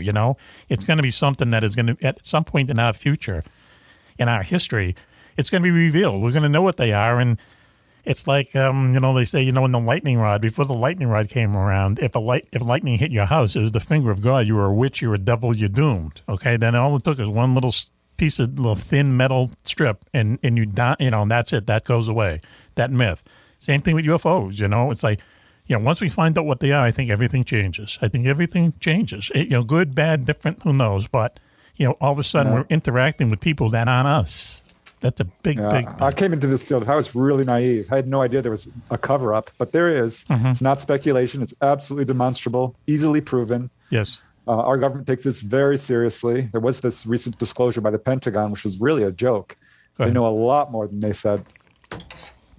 Yeah, but the fact that they actually said it, isn't that like a big? I saw that as a big. Didn't really step. say anything. It was like 25 pages, and like 15 of them was just an index or it was like 6 a cross reference or something. Right. There was nothing in it, right? 10 pages and 3.5. They did use the word index. extraterrestrial. You could tell it hurt them to say it. Yes, they did use the word. Painful. Yes, but the fact they're saying it, that for years they didn't say anything, and they just denied it and then lied and so on and so forth. And the fact that they came out and said, okay, we agree, we don't know what these things are, and they never made that admission before. To me, that's a big step. Or am I too Pollyanna? I never expected them to do that. Right. You notice how right after that, they shut up and hope the next celebrity breakup will take it off the news. Well, that was J-Lo and Ben Affleck. Where were you? Weren't you paying attention? UFOs in the face. But once it happens that they say this is happening, then you got to figure what's the reaction of the world's going to be. I mean, these days. I'd be when they come out and say we're not alone. We're not alone. Right. They've been here. We know they've been here, and they're still here. Yes. That's going to start a big, But ugly I don't think situation. they make that admission. I think they come out and they say, here's the evidence of these things, and we think they're from here, and so on and so forth. And then that's it. Where they walk among us or whatever. It's like, we are no longer the only ones. And that destroys every religion. I'm sorry. Yeah. Every religion goes down the drain unless you can come up with some kind of a spin on that. Right. At the very least. Right. Even it's going to shake some people up for sure, but polls show that sooner or later, people are going to find out something's going on. Yeah, well, we know that aliens are real fans of our cinematic culture. Yes. So what's the deal with aliens at the drive-in? Okay, all right. So anyway, one of the books you wrote, what's the official title of the book? We're talking to Preston Dennett here, famous UFO writer. What's the name of the book? Yeah, UFOs at the drive-in. Okay. 100 true accounts. Wow. Okay, now listen. Now at the drive-in, so what you do? What did you go to the drive-in and research this a lot? I mean, it's just a strange topic, but I love it. Yeah, I never really expected to write about this, but I had a lady at my office come in, Claudia, and she found out I was a UFO researcher and described an encounter at the Paramount Drive-In. Yes. I'm like, well, what happened? She said, our whole family was there. UFO dropped down out of the sky, hovered right next to the screen. I'm like, really? Right next to it? She says, yep, right to the right of it. The saucer, silver, colored lights, caused complete panic and cleared the parking lot. Wow. Hundreds of people saw it. And I thought, yeah, that's right. I'm like, I'd never heard of anything like that. I thought it was a one-off. Right, yeah. I started to hear other cases and decided I would dig deeper and found cases all across the U.S. Yes. And it was always the same. They would come down right over the theater. Some of these are really well documented. Why are they doing it? Just to kind of break our balls in a way? Are they just kind of pranking us in a way? A lot of people. Well, interesting remark you make there. I just like to, with Club's earlier disclosure, he probably missed a great opportunity to be a UFO researcher early on in his Club, career. Can you tell us that story again in 10 seconds? You want me to relate this personal information? Okay. We already shared it with millions of people on the globe. Okay. Well, we just want to explain why you could have been a famous UFO researcher, but you were engaged in another activity at the drive-in. Well, I was lucky if I ever saw the screen, but back when I was 16, I lost my virginity at a drive-in movie. So I have a really strong feeling about drive-ins, and but I have to admit I never saw any UFOs or aliens. I mean, maybe someone I was with might have been an alien. I didn't know it. You were detained. Okay, you were otherwise involved in something else. Is that what you're saying? Predisposed. I know that's what you're saying. Raven, I'm sorry. We should explain to you that drive-in movie is a place where a lot of people come in and park their cars and see a movie on a big screen, okay? And drink like crazy. What is that? That's too funny. I'm not a fetus. Wow. I have a question. Mack, for go ahead, please. I bet, let's calm all down. seriousness, Preston, Go ahead. they dug the food, right? They dug the food. Those hot dogs. Awesome. Yeah. That could be it. Maybe they're watching the movie. I don't think so. Preston, I remember this. One of the things you talked about before. Do you think there is a competition amongst? I think I remember you clearly stating in another interview that there are alien races. There's competing, or there's other alien groups that are involved in this. Do you think that there are some who just are trying to push the disclosure part of it? They're trying to push the recognition that they're here. Yeah, the Greys for sure. I think that's the whole Why thing. don't they just land on the White House? Yeah, why don't they just come right out and do it? Hey, they nearly did. 1952, they were hovering over the Capitol. And what did we do? We chased after them. Right. Tried to shoot them down. They probably would have landed. If you want to, do you think? Go ahead. Do you think that they're? What is your explanation why they just do not make the grand gesture, that they do not, that they seem to always work on a kind of a very strange tangent line to this? Yeah. What do you think? They're definitely. I've heard you talk about it a little bit. They're clandestine. They're evasive. They're coming at night. They're not showing themselves in a huge, conclusive way, but they're getting us bit by bit used to their presence. Mm-hmm. I think that's the whole thing behind the baby UFOs steps. at the drive-in. Yep. UFOs over schoolyards. That's another book. Yeah, they show up a lot in the schoolyards. It's weird too. There was the Phoenix Lights. You may remember that. That Yep. was a huge display. They put on displays. Yep. Hudson Valley, there was a huge wave there. Yes, Gulf Breeze. Yeah, we talked Belgium, about that. Mexico City. Hey, They are Switchblade. getting us used to their presence. Switchblade has a question. He's raising his hand.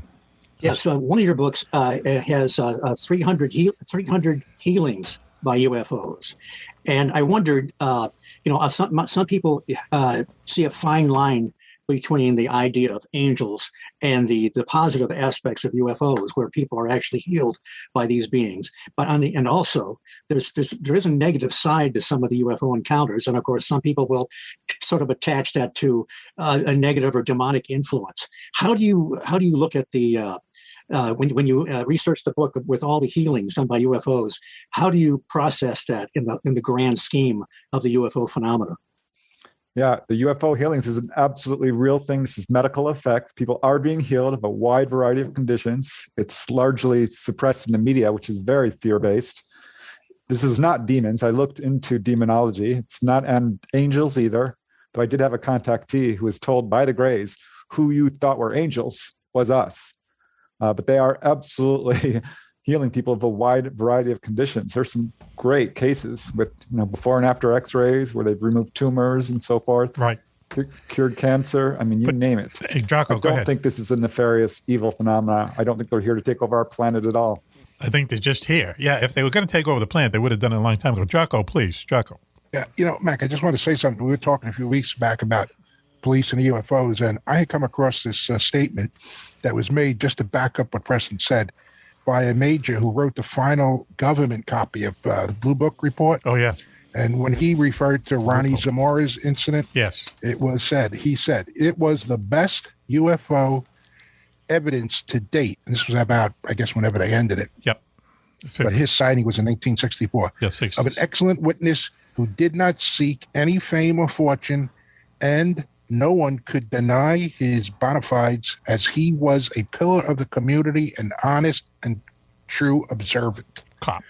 The guy was also, what I didn't know about Zamora, not only being a trained police officer and observer, yes, he also went to school and worked as an aircraft jet mechanic. Oh, yeah, so he knew his stuff. So the guy knew aircraft. Yeah.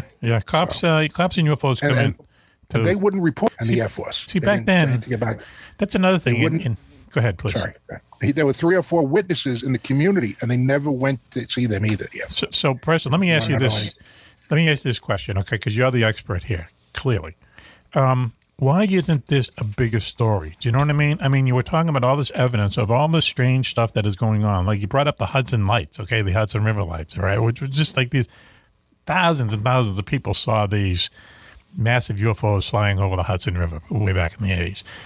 Yet people have written books about it. You had thousands of witnesses, yet it's not like the biggest story in the world. To me, it should be the biggest story in the world. And these people who are cured by things and all these strange stories we hear, what's it take for the media? See, I think that people want to hear about these things. I think if you're on CNN and you did like a paranormal 15 minutes at noon every time, you'd have thousands. That would be big. People love this stuff. They love hearing about it. So why isn't it a big media story? Why do they avoid it? Why do they put the cuckoo factor on it all the time? Yeah, there is a couple of reasons. I think it is a big story. There's always a UFO show on TV. It's the second most popular subject on the internet next to sex. This is a big story, but it's being vigorously suppressed and covered up. Mm-hmm. By who? Our government is spending your tax dollars, an enormous amount of time, money, and energy to make UFO witnesses look like liars. Well, they've done it for years. Yes, right. Drug users. Yeah. This is their policy from the beginning. If you see a UFO, it's either a hoax, a hallucination, or a misperception. Right. Right. And they will do anything. This is what the whole Condon Committee was about. Right. They changed that whole thing. The CIA got involved, and then they said, "Hey, listen, if we see if these people are seeing stuff in the air, it might be our own secret weapon. So if we're flying something, put in, and people see UFOs, just put a lot of these stories in the paper. Back then, papers weren't linked like they are now. That these people were kind of kooky and so on, and that ridicule factor is still around with us. It's kind of strange that it is stuck with us.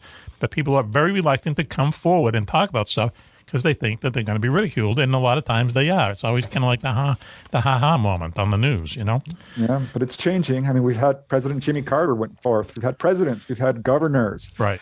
Senators, representatives, military officers from every single rank. I talked to a bunch of people within the military, Navy officers, really high-ranking people with trained observers. Right. So absolutely, the cover-up is leaking like a sieve, but it's still there. Mm-hmm. And why are they covering it up? I mean, what's your theory? Is that civilization would be doomed once they tell us the news?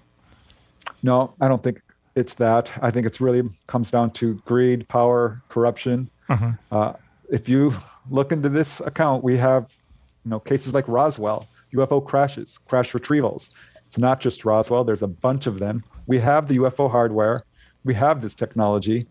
It's in military hands, and they're covering it up. Okay, can I just be the devil's advocate here there for a second? If that's true, okay, and we ask this question all the time, okay, if that's true that they have this technology that can go out of space with the snap of your finger, do what UFOs do, why would they go through all the time and the expense and the money to launch the space shuttle, which was like launching a dump truck into orbit? Why go through all that old-fashioned way? Why take the covered wagon across the country when you can take the vet? You know what I mean? Who's holding the technology back, keeping us back? Wouldn't they? You're talking about greed and stuff. Wouldn't they be making tons of money if you had an anti-grav device, man? It'd make Bezos look like a... They have all the money they need. There's a huge black budget. The whole space program is really a whitewash. And they are taking this stuff and doing all kinds of things. It's just not publicly revealed. The only reason we have any hint of it is from whistleblowers. Right. So we don't have the hard evidence in the public arena. Yes. But it's clear this is going on. Steve Ward, Switchy, go. Yeah, from one of Preston's books, Not From Here, Selected UFO Articles, Volume 3. There's an interesting chapter on UFOs and Ouija boards. Yes. Could you talk about that a little bit? We talk about after all, some of the messages that come through, and seriously, are pretty odd or contradictory or even silly. Yes. But and sometimes the message is delivered in a certain way. Are any of the messages that come through Ouija boards possibly legitimately from another intelligence? Yeah, it looks like it. This wasn't something I really wanted to look into, but I enjoy looking at the more bizarre sort of outlying type cases. Okay. And I heard of a case from Frank Salisbury, a biologist from Utah, who had a case where the children were using a Ouija board. And the intelligence claimed to be aliens and that they would show up the next day over the Roosevelt Hospital, which they did. Wow. And it was witnessed by several people. Wow. So Yeah, I started looking for cases and found a bunch of them. And Frank Salisbury is the guy that wrote the Utah UFO display, which was laid kind of the groundwork for a lot of the Skinwalker Ranch phenomena. Right. Exactly. Yeah, he was a scientist, one of the few scientists at that time to look into this. It was James McDonald, J. Allen Hynek, Frank Salisbury, Leo Sprinkle, just a few of them. Raven. They got ridiculed badly. Raven, it's not just you who had that little situation with the Ouija board when you were younger, right? It's not just me. Happens to a lot of people. We're good friends, as it turns out, with the guy who owns the company that makes Ouija boards. Okay, so he's on every once in a while defending the Ouija board. But here's the thing, okay? We only have another minute to go here, Preston. And then we'll let you go mercifully, right? Don't you? Why don't... We should keep him. I don't... he can... If you want to hang with us, he probably doesn't. He's shaking his head. He's sleeping with me with his eyelids. Get me out of here. Why can't we get any kind of betting information from the paranormal? Okay, why can't we talk about this on the show all the time. We talk to people who can see the future, do this, do that, but we cannot get from them any kind of tip, any kind of... Fair. It's you, Mac, that talks about this all the time, trying to get the insight. No, Juan has been in on these conversations as well, and so does JJ. The other JJ. So why do the paranormal buy that one piece of information and they're open with everything else? I don't know. I do know some people who have dreamt of lottery numbers and played and did win. Not big. But, not big. Then you never hear of the dreams that they have with wrong lottery numbers, right? Yeah, I get what you're saying. I don't know. I couldn't tell you. Perhaps there's a rule out there. The next book. But that is technically still a premonition. Even if they're wrong lottery numbers, they know what are wrong. Yeah, but what's... Prime directive. Anyway. Mac, before Go ahead. Preston leaves, I do want to get just to hear a little bit more about the drive-in movies. Yes, right. Where can we get that those book? 100 encounters. Are there any personal encounters that people have had? I mean, are they sitting in their automobile and all of a sudden something walks up next to the vehicle? Or just curious about what type of encounters other than just the appearance next to the movie screen. Yeah, these are almost exclusively sightings, as we would think of it, close encounters of the first kind. There's second kind, where they affect the environment, and they have turned off the movie or affected the electricity in a few cases. Close encounters of the third kind would be meeting entities. Right. But there's also something called close encounters of the fifth kind, where you call down UFOs using lights and so forth, meditation. Yep. And technically, you could categorize all of these as close encounters of the fifth kind because they're clearly attracted to the activities we're doing with these drive-in theaters. Right. I'm not sure what it is, the huge screens, maybe, the beams of light, all the cars. But I think Club has a pretty good idea of an activity that might be attractive. Well, it concerns me when I hear about this because, drive-ins are still around today. Right. We Not have a lot. them up in but Maine, and so... Hey, they're I've got modern cases, by the way. You do. That was the other thing. You do hear current... They're cutting up cows, it right? goes back to There you go. 1950, but it's still continuing all the way up to 2019, I think is the most recent case I could find. Wow. Preston, Do you know before you what go, genre of movie was maybe most attractive to aliens? Horror movies, comedy, Bugs Bunny cartoons? Sci-fi movies, of course. Yeah, I looked into that. Exorcist, Jurassic Park, The Simpsons movie. They're like us. Josie Wales. Public like us. Enemy. There's a theme. They're all Makes good sense. movies. Preston, Makes sense. They're looking Preston, like what do you have on the queued up for the next project? What's I know the you next must one? be working on something. Oh, yeah. I'm working with this lady in Florida who's a fully conscious contactee. A lot of people have memory problems. Yes. She remembers everything that's happened to her. Has had contact since age 14, being taken on board. Wow. Her experiences are more extensive than probably anyone else I've ever talked to. And how do you verify that, though? I mean, how do you make sure that that's the truth? She called down a UFO for me. That was one really good way. I've had that happen. That would get just the a point few times. across, wouldn't it? Yeah, that'll do it. Switch. Go ahead, switch. Just one more. I just wanted to give a shout out. His book, Schoolyard UFO Encounters. Preston, the one that always blew me away was the Westall High School in Melbourne, Australia. The number of witnesses, and I heard a lot of these children when they were growing up on a show one time interviewed. Yep. And this is just a mind-blowing experience where all these children and adults saw all these UFOs landing and passing over the schoolyard. Right. Yep, it's absolutely a thing. They're targeting schoolyards, mostly elementary schools, by the way. Yes. But all of them, high schools, junior high, colleges even. Yep. Lots of famous cases, but I found over 100. this is a thing. Preston, did you at one time give tours of different places like that in New Mexico or different places? Am I thinking of the right person?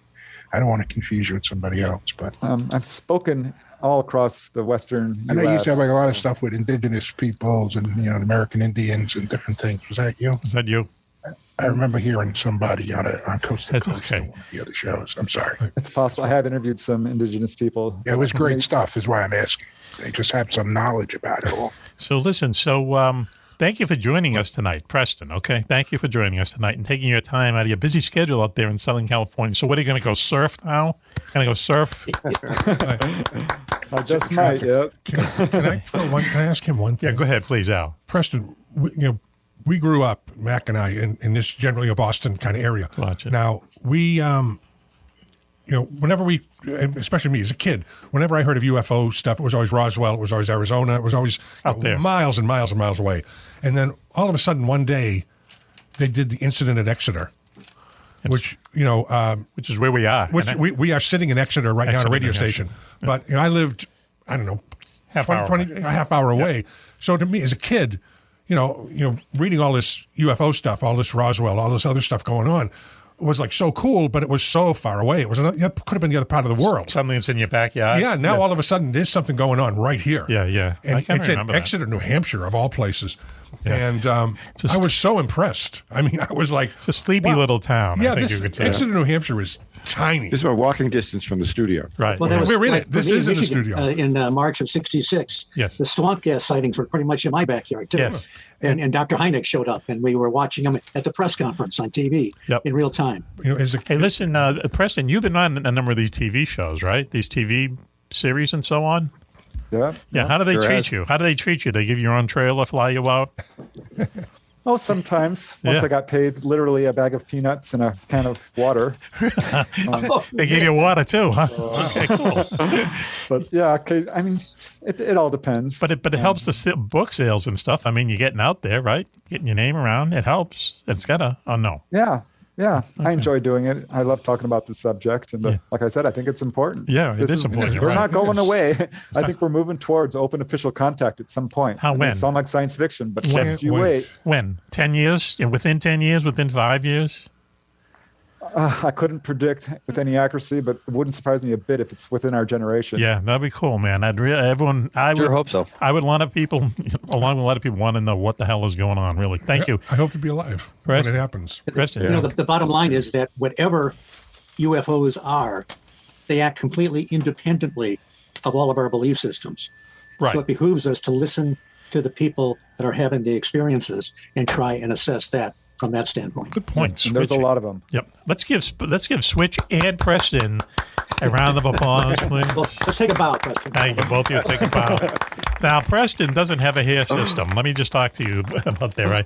Switch is accused of having a hair system. Now, should we ask a person without a hair system whether you have a system, Steve?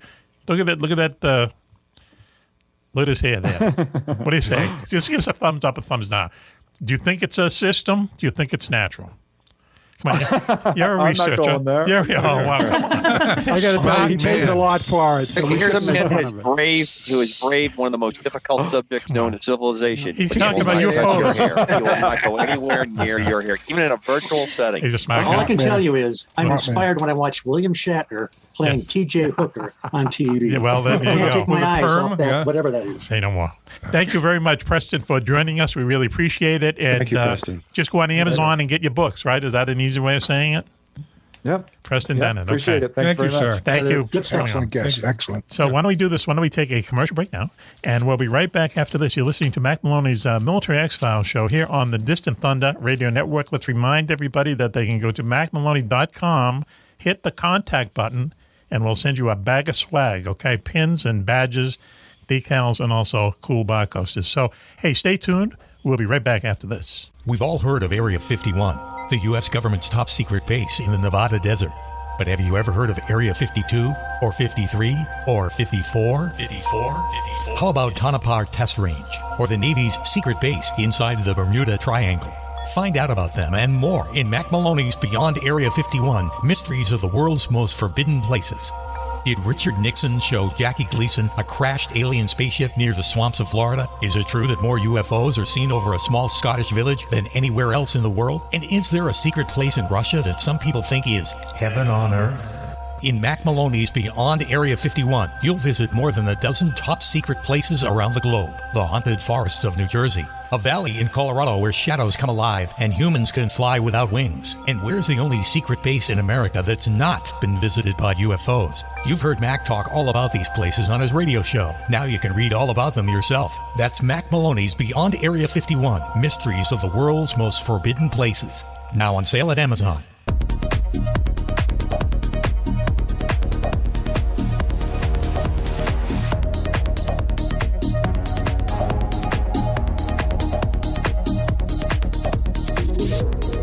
Welcome back, everyone, to Mack Maloney's Military X-Files show here on the Distant Thunder Radio Network. This is Mack Maloney, one of the show. You guys predicted that we'd be hot and heavy tonight. We're both hot and heavy. Would you say? I would say it. Now listen. Definitely. Girls, the very famous JJ is here. That's a Coke that you hear opening up in the background. Hello, Matt. Glad to be here. Glad to be anywhere, as a matter of fact. Good for you. Okay. You got a red shirt on. What's going on? You sitting out your first year of college? Oh, red. Wow. Oh, wow. Talk about jumping on the bandwagon. I'm on the bandwagon. I am washing and waxing the bandwagon. Oh, jeez. Up there in checking the air and the tires. Up there in his compound. Boy, you're easy there, dude. You really are. I was off the bandwagon all season. Right. Yes, that I believe. That much I believe. So what? You're off the Patriots? Now are you on the Patriots bandwagon as well? Can you be on? Yeah, they suck. Yeah. Wow. I can't 1 week. I can't even waste my time watching that. See, my wife is on the Buccaneers now. She loves Tom Brady and Gronk. Well, who doesn't, right? You know? Yeah. Up there in his bunker, okay, dressed for work, is our good friend Commander Cobra, Coco. Good evening, gentlemen and lady. Always a pleasure to be on the wing. Wow. Good to see you, Commander, and thank you for your service, by the way. Yes. And yours as well, sir. Yes. You're welcome. Ditto that, boys. Did you? Okay. Al Renaldo, UFO Mechanic, is in the house tonight. Good evening, everyone. Also, JJ is with us. Jocko Johnson. I know we're going around the Brady Bunch. Hey, Jocko. And girl. Switchblade Steve is with us. Switchy. After all that, he gives us a thumbs up. Wow. Thumbs up. Wow. Okay, Switchy says he's got the train wreck picture up already. Yeah, great to be here. Nice. Great to be here, folks. Switchy. And also, Willie Clubb is with us, our security chief. Hi, folks. Great to be here. Looking dapper. UFO outside your house, so someone's getting to do a warrant. What's going on? Dapper as usual. That's my my television set on the wall. Oh, there you go. There's a game on. Going on. All right, hang on, please. You have to keep that top secret. Also with us, putting up with us for some reason, and the clock is tick-tocking on the wall. The cat, Raven, is with us. Raven, how are you? Hello. Hey, my Raven. friends. I'm good. 8 days a week, right? No, this is I switched to my cream ale lemon strawberry. Oh, that's and it's the bomb diggity. But really, you can't I expect just poured guys. this really bad. Look at all that. Look at all that head. Oof. Wait a minute, hang on, listen. So if you went in a bar and a guy ordered that, wouldn't you think he was a little, you know what I mean? Swishy. It's fun. Swishy, as the kids say. Didn't say switchy. Fruity. Yes and no. She's giving thumbs up. One furiously writing down notes as Raven talks. I am keeping my mouth shut about head. When the guy said sex at UFOs, the biggest thing on UFO. There you go, right. Internet. You see Wan was like, oh.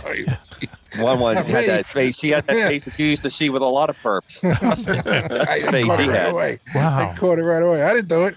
One's thinking, oh, maybe he knows that site that has pornography and UFOs really at the same time. Yeah, oh, it's all over his face. Really? That one just lay there. Sorry, right? I saw it. I mean, with those teardrop glasses he's got on tonight, I practically could see stuff reflecting up his glasses. Oh, come on. It was terrible. Wow, meow, huh? Yeah. What happened here? Alien porn at its best. You know your addresses. They're in your memory book. We got to feed the cats here. It's in my favorites. Yeah, there you go. So, Raven, let's get back to you, the normal, peaceful. Oh, man. How's the cat on the wall there? We talked about him last week. Still working, right? Tail moving. Yeah. Still got it the pisses tail. me off. Why? Because it's finally working and it didn't work for a year, right? Yeah. Yeah. Didn't work for a year. I Yes. wanted it in my kitchen because I thought it would look super cute. Go ahead. That's why my aunt had one just like that, but it was Sure. black. Yeah.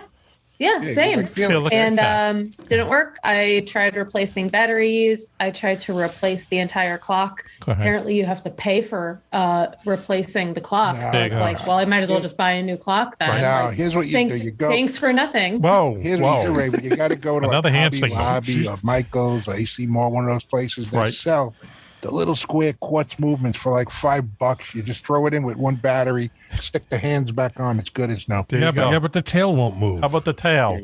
Well, he's There's no got a tail. mechanism already that he's hooked into. Oh, okay. All right. Yeah. Sounds like a little motor. Sounds Look, complicated. if the tail don't move, yeah. it's not going to be the same. How about putting a real Probably cat like up a second- there? It's a If the second tail hand. don't move, it's not going to be the same. Wow, hell. Well, hey, you know, I'm just saying. Yourself It doesn't another one of work. those, Send it in I'm the saying, you know, the motion those got to be Coca-Colas there. that- I have to That edit was- this stuff now. Okay, let's go. Was that written down? So The this- That seems project like will Zoom fail if material it has from no Al. tail. We got a thing called 10 and 10. Are we ready? 10 and 10. I introduced everyone, right? Yes. Yeah. Okay. Close enough. Close enough. Where people write in questions for Coco, okay? Mostly technical questions, where he answers the 10 questions in 10 minutes. Okay, a lot of information quick. So you ready there, Coco? You look it. Yes, sir. Ready to go. Okay. Roll. Hey, listen, you got quite a headset on there tonight, and it sounds good. Is that a new kind of, what is This that? is a new gizmo. This set me back 10 large bills right here. $10. $10. Wow. $10. Really? Huh. I got to get one. It sounds great. Sounds Wow. good. It I does don't sound- even have $10. That's crazy. We'll take up a collection for you. Well, if you stop drinking that lemon flavored beer, maybe we can work on something there for you. Is that overpriced I'd too? have to. Is that high Looks like price? something that goes with one of those Nintendo games or something. Is that one of the? Is that what that is? I actually use this with my cell phone as well. Oh, really? Yeah. Looks like it's very heavy. All right, listen. Text So- me the make and model of that, would you, Cobra? Because I'm right on it, one. one. My God, Right. before I go to bed tonight. Which Excellent. So my thing is, absolutely, sir. I think they're talking You about know, Switchies. And I'll return the text with a kiss Oh. you goodnight kind of What? emoticon. Wow. Okay. How Talk about about- that? Yeah, that ought to help my TMI. sleep tonight. Thanks, one. I won't be turning that over in my memory bank very Okay. much. All right. All right. Can we pull the train back on the tracks here because we have a thing called 10 with 10. Okay, 10 for 10. 10 All right. questions for Coco, 1 minute each, and Raven is the official timekeeper. Correct, Raven? Right? Okay. I'm ready whenever you are. She so looks let me ready. know More hand when to gestures. start. You know, with that hat on, what you have something on the front. It looks like she's actually like a protester or something, like a samurai. What's it say up the top there? What's it say? It's the beer brand. Beer tree. Oh, beer tree. Okay. Yeah. Okay. All right. Remember, we're going to road I trip am a up there. protester, in case anyone was wondering, but Okay. not against beer tree. Who did you Because beer tree is protest? awesome. Well, who did you protest? Tell us. I'm not at liberty to discuss. What do you mean? Why? Why not? Why not? Tell I mean, us. I can. I'll get on my soapbox if you want. Just give us the name. Give us You the probably name. don't want to hear about it. Is it animals? Are they animals? You protested? Was it some PETA thing? No, I don't do that. Was it I Birkenstock- don't- I don't Birkenstock subscribe workers? With PETA. This is more companies that have done very Spit it out. Let's marginalized, hear it. Spit it out. very Really? marginalized groups wrong Like big, that I'm not okay with. like General Electric and BAE and those big companies. Walmart. No, not No. those. Okay, all right. And were you out there protesting with a sign and stuff and yelling at people? No, I actually was a fetus when those were going on, but I'm trying to do my part now. Wow. So I'm doing my own That's the- protesting and boycotting where You I don't can. tell us, I'll have to look the intel up and come back with That's the second time that word has been used in the show tonight. Okay, 10 for 10. Ready? Coco, are you ready? You're still ready? Ready, sir. Okay, here we go. Well, I have the list. Hang on. Are you reading the questions and then I'll just gonna start the find it. timer? Yeah. Yep. I'll when I read. So do we start the timer when I get through with the question? Yes. Yeah. I think that's only That fair. seems like Yeah. that would be somewhat fair, but Okay. it is the Mack Maloney universe. Hey. But Coco, you're so smart. Yeah. Right. I mean, Yeah, You can pass anything. Thanks. All right. Here we go. All right. Here we go. 10 and 10. Okay. Ready? So I'll ask the question and then, when you then start the timer. Okay. All right. And we're going to hear a ding. Now, hang on. Now let's. No good. Better. Okay. But you have a ding on your wow, on your phone, right? Correct, Beatrice? I do. Okay, here we go. All right, here we go. Number 10. 10 for 10, Coco. Here we go. Number 10. Oh, we went over this. Okay. All right, here we go. 10 for 10. Does a helicopter use more fuel when hovering? Yes, in general, it does use more fuel when it's hovering. Okay, why? And the main reason for that is because the helicopter is producing all its lift to counteract gravity, its weight, and it doesn't get any of the good aerodynamic features of when it's moving through the air. You get some efficiencies as the rotor moves through the air, more like an airplane. Right. I still, no matter what, I can never understand how a helicopter works. I just don't get it. I know the rotating blades are its wing and too complicated. Right. It's producing lift, which is basically shown as like an up arrow, and of course the other critical feature is you have to stop the fuselage from rotating on the other part of the underneath the rotor. So you have a tail rotor, or something that's throwing thrust out to stop that, or two sets of rotors on some helicopters. Okay, you always have to have a tail rotor. Time. Right? Hang on. No. Okay, here we go. That was long. Okay, that's good, but I interrupted him. So number 9, ready? 10 for 10 for Coco. Now, this has always kind of bugged me, but in a different way. A bullet round travels about 1,500 miles per hour. Some fighter jets can fly 1,600 miles per hour. So if you're going 1,600 miles per hour and you fire a bullet that goes 1,500 miles an hour, don't you shoot yourself down? Well, technically, yay and nay. So there's two parts here. When the bullet leaves, it also leaves with the velocity of the aircraft when it leaves the barrel of the gun. Okay. So you already have that airspeed. Where fighters got in trouble, especially when they started to get jets and have supersonic, they would shoot a number of rounds off, and then they would enter into a dive and get into very close transonic speeds. Yeah. And then as they would come up, they'd actually fly through the plume of the bullets that they had fired out on that test dive. They had to start changing some procedures. But they were testing not so much as the accuracy, but if the gun system would actually fire properly at high speed. Right. So anyway, so what you're saying is when the bullet leaves the plane's going 1,600 miles an hour in theory. Right. So when it leaves, it's already going the 1,600 miles an hour. So in addition, It's going to, wow. But then you have all kinds of air friction, even on a bullet, that's going to slow it down. So that's the reason why the bullet flies a trajectory. It has a parabolic path that it comes down and it sets up itself, usually in a dive. Yes. And it could fly through that plume. And that's actually how they would catch each other. Okay. Wow. You're too smart, man. You just get too much knowledge. That's Seriously. a good one. Okay. Here we go. Number 8. How do you do in that, Raven? Do you come under the wire? Good. I mean, he's answering these in well under 10 seconds. All right. And then the explanation is, his remaining 50 seconds. His explanation is a Netflix series. Here we go. Definitely. Breaking Bad. What's an elevator pitch in 1 minute? Okay, number 8. This has always also bugged me. Not bugged me, but I wondered. Why do some planes have steering wheels, others have control sticks? Really depends on the size of the aircraft, but what really traces back to is larger aircraft tend to have the yoke or that larger control wheel in there because they needed to actually physically leverage more power through the flight control systems before they started boosting the flight controls. So when they had cables. An interesting sideline is that the scaled composite aircraft that Virgin took over actually used direct cable systems in a lot of it. And then they went to fly-by-wire later on when Virgin took over the project. Right. So that's partially the reason. You want to have more physical leverage.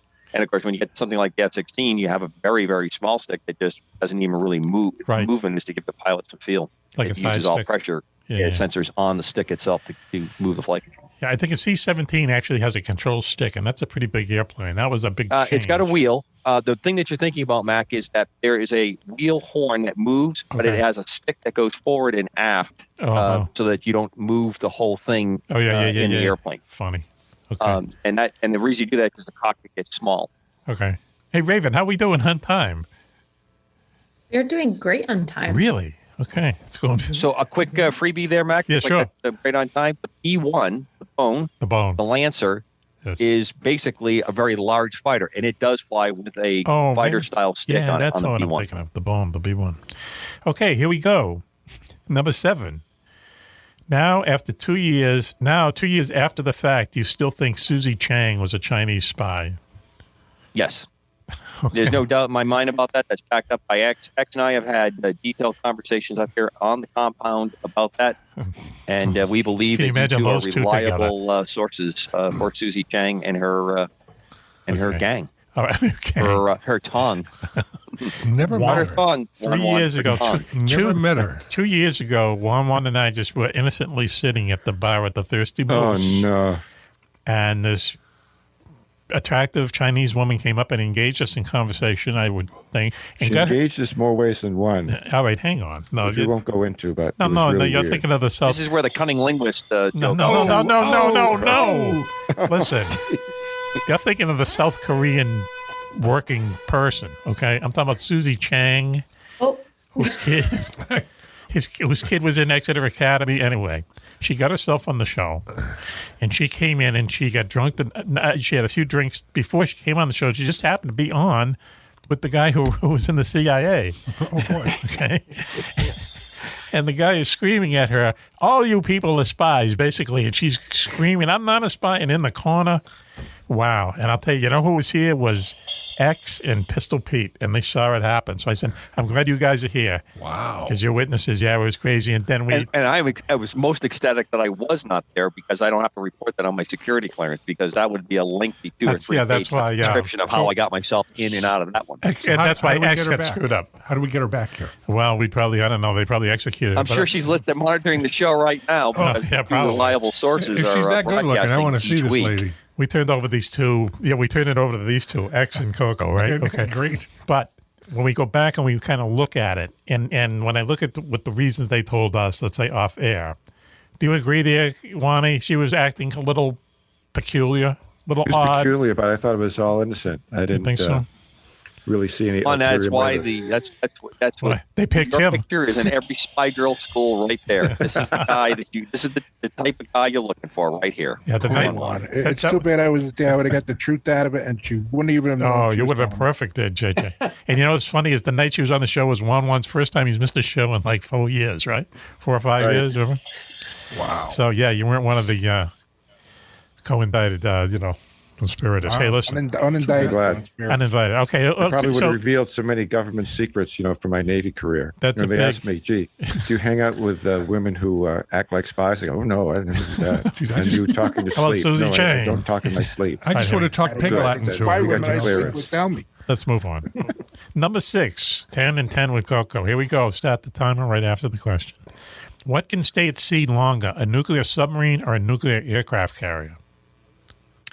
It really depends on how you set up. Both vessels are designed to stay at sea for at least, under the most arduous conditions, for 45 to 65 days. Then they're in a degraded kind of capability. Oh, It depends. Now, if the aircraft carrier is providing a lot of air support and burning and using materials, Stuff. Yep.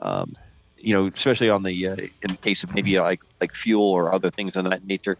But both are considered. They try for crew humanitarian reasons to try to get into port calls to work that a little bit sooner. So both of them are pretty equal in their proportion to the size of the crews for that time. Right. Yeah. Huh. Wow. Okay. I would think that Right being on on time. I would think being on the submarine would be more difficult because generally they're not surfacing when they get into that. So you don't have the ability to walk out onto a flight deck or the lower open areas, get fresh air and and you have a lot less space. Switchy can fill that in probably better than I could ever. Yeah. Yes, I will confirm. Not much space, especially on a little fast attack. Yeah, but how did you take that, Switchy? It's so claustrophobic. It would bug me every second of the day. No. We do in sub school. They put you through some things where if you're claustrophobic, you're not going to make it on a sub. Really? Oh, but wow. You're so involved in standing your watch and trying to get a little bit of sleep and maybe catching a movie or whatever. It's just you're just too busy to worry about it. Wow, that's I don't know if I'd ever get that. I still think you have to be a special breed of cat to make that work. Yeah, I really do too. I would never do My it. hat's off to the silent service because I think they do some pretty incredible work, and you got to have your stuff together. Mac, I worked for a Navy contract. We used to reorganize ship spaces when they overhauled them. Yeah. And the difference between like a Los Angeles class and an Ohio class, first of all, one was like the Waldorf and one was like a Motel 6. And I got to tell you, those spaces on the attack subs, they use every single inch. Yeah, they got to. Yeah. Space for Yeah. And if you haven't caught, she's has background wallpaper recruiting poster that for in the subs. Yeah, he's talking in code, as it turns out. Yeah, I mean, and Switchy, what you wear for footwear? You didn't wear boots, I bet, right? Well, I think once you're underway, we would wear coveralls. Yep. Call them poopy suits and tennis shoes. Oh, tennis shoes! What a name for a band, man! Right, lawn batting. Poopy I mean, suits. you didn't have to wear your working uniform. Underway. So it was until they once they secured the maneuvering watch, you could get coveralls. And but once the maneuvering watch was on again, coming into port. Yep. You had to be in your dungarees. Wow. Wow. Huh. Didn't have to dress up. Okay, listen, number 5. Ready? 10 on 10. 10 questions to go. All right. 1 minute each. I think so far he's made it. He's made it valiantly. Number 5. Definitely. In October of 1962, the world came very close to a nuclear war between the U.S. and Russia. If war had broken out back then, who would have won?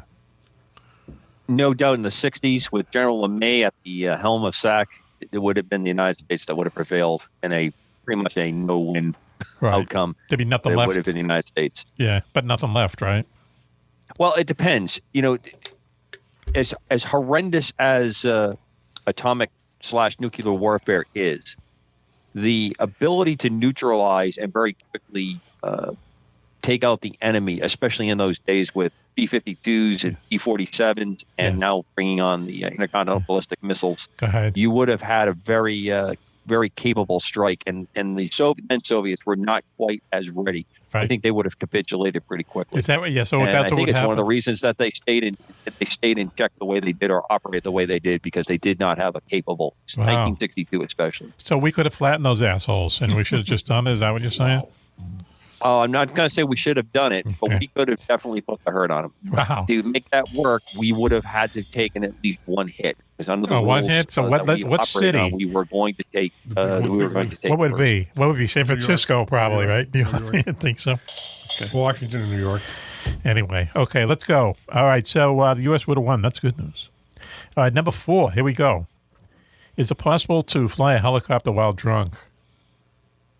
I think that has been proven to be a very strong yes. I'm not going to volunteer any personal infractions. I think we've had enough personal discovery with the club giving enough information tonight. But I'll say that it is known that people under certain levels of inebriation or under the influence of certain types of medications have proven that it can be done. Yep. Not saying it's been done well. Has it done well? It's probably been done better. You have to do it well. But definitely some people do perform better. Let's put it this way. I flew with a number of folks who later on came out and said that they were alcoholics and became recovering alcoholics. Man. Okay. All right. So it just seems like too complicated to do even when you're sober. Hey, listen. All right, let's go. Number 3. Oh, good timing. Wow. Go. Okay. Number 3. Is she using that clock behind her? Yes. The cat, yeah. Are you timing the She's cat's counting how many tail? times the tail wags. I'm telling you, it hypnotizes me. I can't take my eyes off it. Okay, here we go. Number 3. Could an airline fly at supersonic speed if it had to? Generally, no. Most of the aircraft are designed to be non-supersonic. The wings and the fuselage are much too thick for that. There has been a couple cases where they believe that in the case of, I believe it was a 727 TWA, when they were an airline, had a malfunction.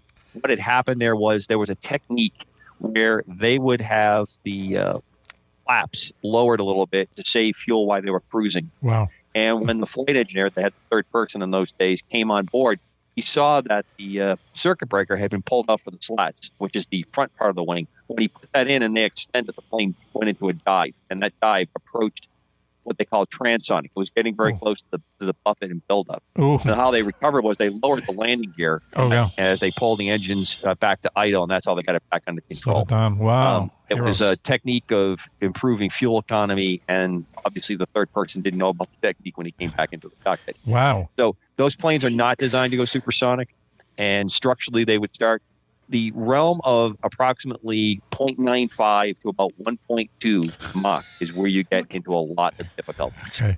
Go ahead, Raven. Once you clear that, that's when it gets better. Raven. It's just terrifying. Like, I'm not a fan of flying, Okay, here we period. go. And then, like, you hear Here we go. a story like that, and it's like, I am all set. I would rather walk to my destination. Really? Number two, Coco. 10 and 10 for Coco. What country's astronauts will be the next to walk on the moon? I don't think it's going to be the People's Republic of China. I think that that is always played up, and I think that they are desperately trying to achieve space flight.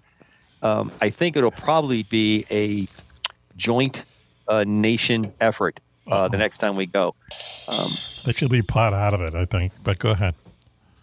I think that's what's going to happen, Mac. Wow. To me, I think the answer an earlier point that you made in the show, Go ahead. what's going to really change space But travel listen, let me ask you this, is once though. we use commercial type vehicles to get us up into orbit, Right. and the interplanetary vehicle is already constructed in space 5 and seconds. flies to the destination. Let That's me ask really where this. we're going to make the difference. Is Captain Kirk going to go? He's already Well, he's back. already completed the last time I checked. Can I tell you something? Hey, listen, he's 90 years old. It's fine. He didn't have to pay for the ticket. They paid for it. All right? That's so it's a awesome. publicity stunt, okay? He came out. You see when he came out, he looked like he was ready to bomb. He was like, he was ready to go, baby. And he just knew, don't do this on camera. Okay. I think that it's pretty cool, though, when you think that the guy who probably inspired his character, so many people who wanted to go into space. It's true. Finally goes into space. I think that is such a cool cultural kind of icon thing. I think that was like the neatest part of that. You know what you know what it is like it's like people who became musicians because the Beatles were on Ed Sullivan. You know what I mean? Right. It's kind of like the same thing, you know. Raven, are you waving to us or are you just stretching? Oh, I was just stretching. Okay, I have good. a dislocated shoulder, so sometimes I gotta. Wait a minute. Hang on. back Hang on. working, Put it back bro. in? Really? Wait a minute. How'd you do that? How'd you do that? Is the whole thing. Oh, wow. Well. Okay, we can't get into it. Uh-oh. That's a whole other show. Another Mac after dark. Okay, cool. All right. So listen, we have You one. go to the drive-in movies too? Hang on. Oh, Wow. There's giddy up. Wow. It's the face after he said that. Yeah. That cool, calm exterior right there. Wow. I'll tell you, I've never gotten rid of my shoulder. It's always been there since then. Wow. You know, my wife destroyed a shoulder shifting a car. I'm physically asking out. Pushing me away. Say, shut up. Shut up. Okay, look. My Lord. We got one question left. It's starting to look like somebody took a Bezos flight here. 10 Wow. for 10. Wow. 10 for 10 with Coco. Number one, please. Here it is. Okay. Who would win in a fist fight, Ronald Reagan or Gorbachev? I don't know. Ron Reagan was a pretty big man. Yeah. Gorbachev's got that kind of wiry kind of Russian thing with going? the tattoo of Albania distracting on the What was up forehead with thing that? going Yeah. on there. So there's a lot going on there. A lot going on there. Right. But he was a good guy. I mean, think if you talk about the first ladies and the Oh, wow. Nancy Reagan would have kick cleaned his the ass. floor with Yeah, he would have wiped. She would have wiped Mrs. that. Gorbachev. She was Gobi was a little guy. I knew Secret Service agents that told me Ronnie used to go back, chop wood, do all kinds of stuff, man. Yeah, he's a 9/11. pretty He big, was a tough guy. Yeah, in front of He the was pretty, cameras. Yeah. Plus, he played football, so I'm gonna put it. I'm gonna say that And a Gipper, Gipper would have taken the Gipper. prize. He's a movie star there, guys. He's a movie star. Yeah, he's Listen. a rough dude, man. I love he's on in the movie. What about Bonzo? Kick his butt. What about Bonzo when What he's happened crying with with Bonzo? Yeah, Come he's on. crying with the chimpanzee, the monkey running around. He's an animal lover. Anyway, so wow, there you go, 10 for 10 there. We have to give Coco. Let's go. And you know, Thank you all. Thank you all. you know he's gonna count how many times. Before you close that 10 out, seconds. Okay. Matt, could I just ask Coco a technical on the Yes, fly? please, please. Something I've always wondered. Can I do that? Absolutely. Go ahead, Club. Go ahead.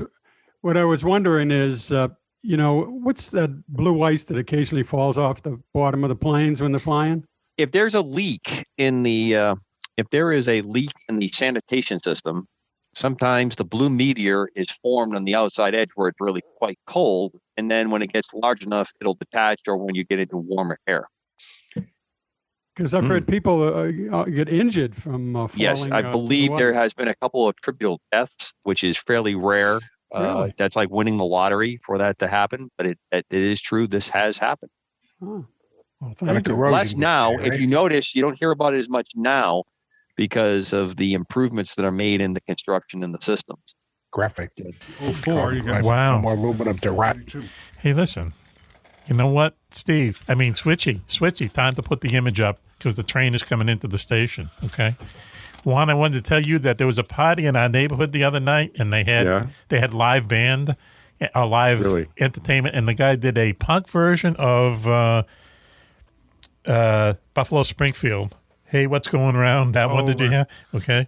And For What It's Worth? For What It's Worth. And he had the crowd, and then he did a rap version of Charlie on the MTA. Oh, gee. I was getting ready to call the cops, actually. That was crazy, man. I'd call him because he was so bad. Anyway, thank you. We have to end the show, which means, let's see, Jocko, thanks for joining us. Jocko. Mac, thank you. I really appreciate it. You get the Thank you very headset much. too. Okay. All right. It's good to have your authority around, if we have to, Definitely. Keep us straight. I'm always here if you need me. Thank you. And he showed us his gun tonight, right? Yeah, he did. Yeah, okay. Just one.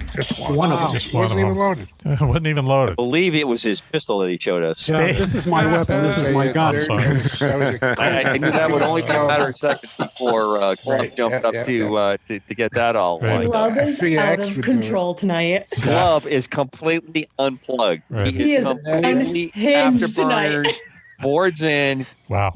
Talk about supersonic shooting yourself down. Club right there. I'm still coming down from my vacation. Club. Look, Club he's got that unplugged. face, you wouldn't even know what he's, There you go. you All right. could never expect it coming. And the whole time he's got a It's always pumpkin one way. Now I know why he's security director. with a hat on next to him. Anyway, thank you, Jocko. Thank you, Club, for joining us. We appreciate it. Great Okay. to be here. Thank you Thanks for inviting sharing me. tonight, Club. Yeah. My God, thanks for sharing enjoyed tonight. it. Do you have a Red Sox shirt on, too? Do you have a Red Sox shirt on as well? Oh, man, you two guys. Jesus. All Red Sox all the time. Mac, what's your shirt say? I see you got That's for Brooklyn there, brother. okay. Top of the Baby, food Brooklyn chain. God, way to go. They Let's see, left the fire Switchy. dry. Switchy. Thank you, Switch. Thank you. My pleasure. Good night tonight.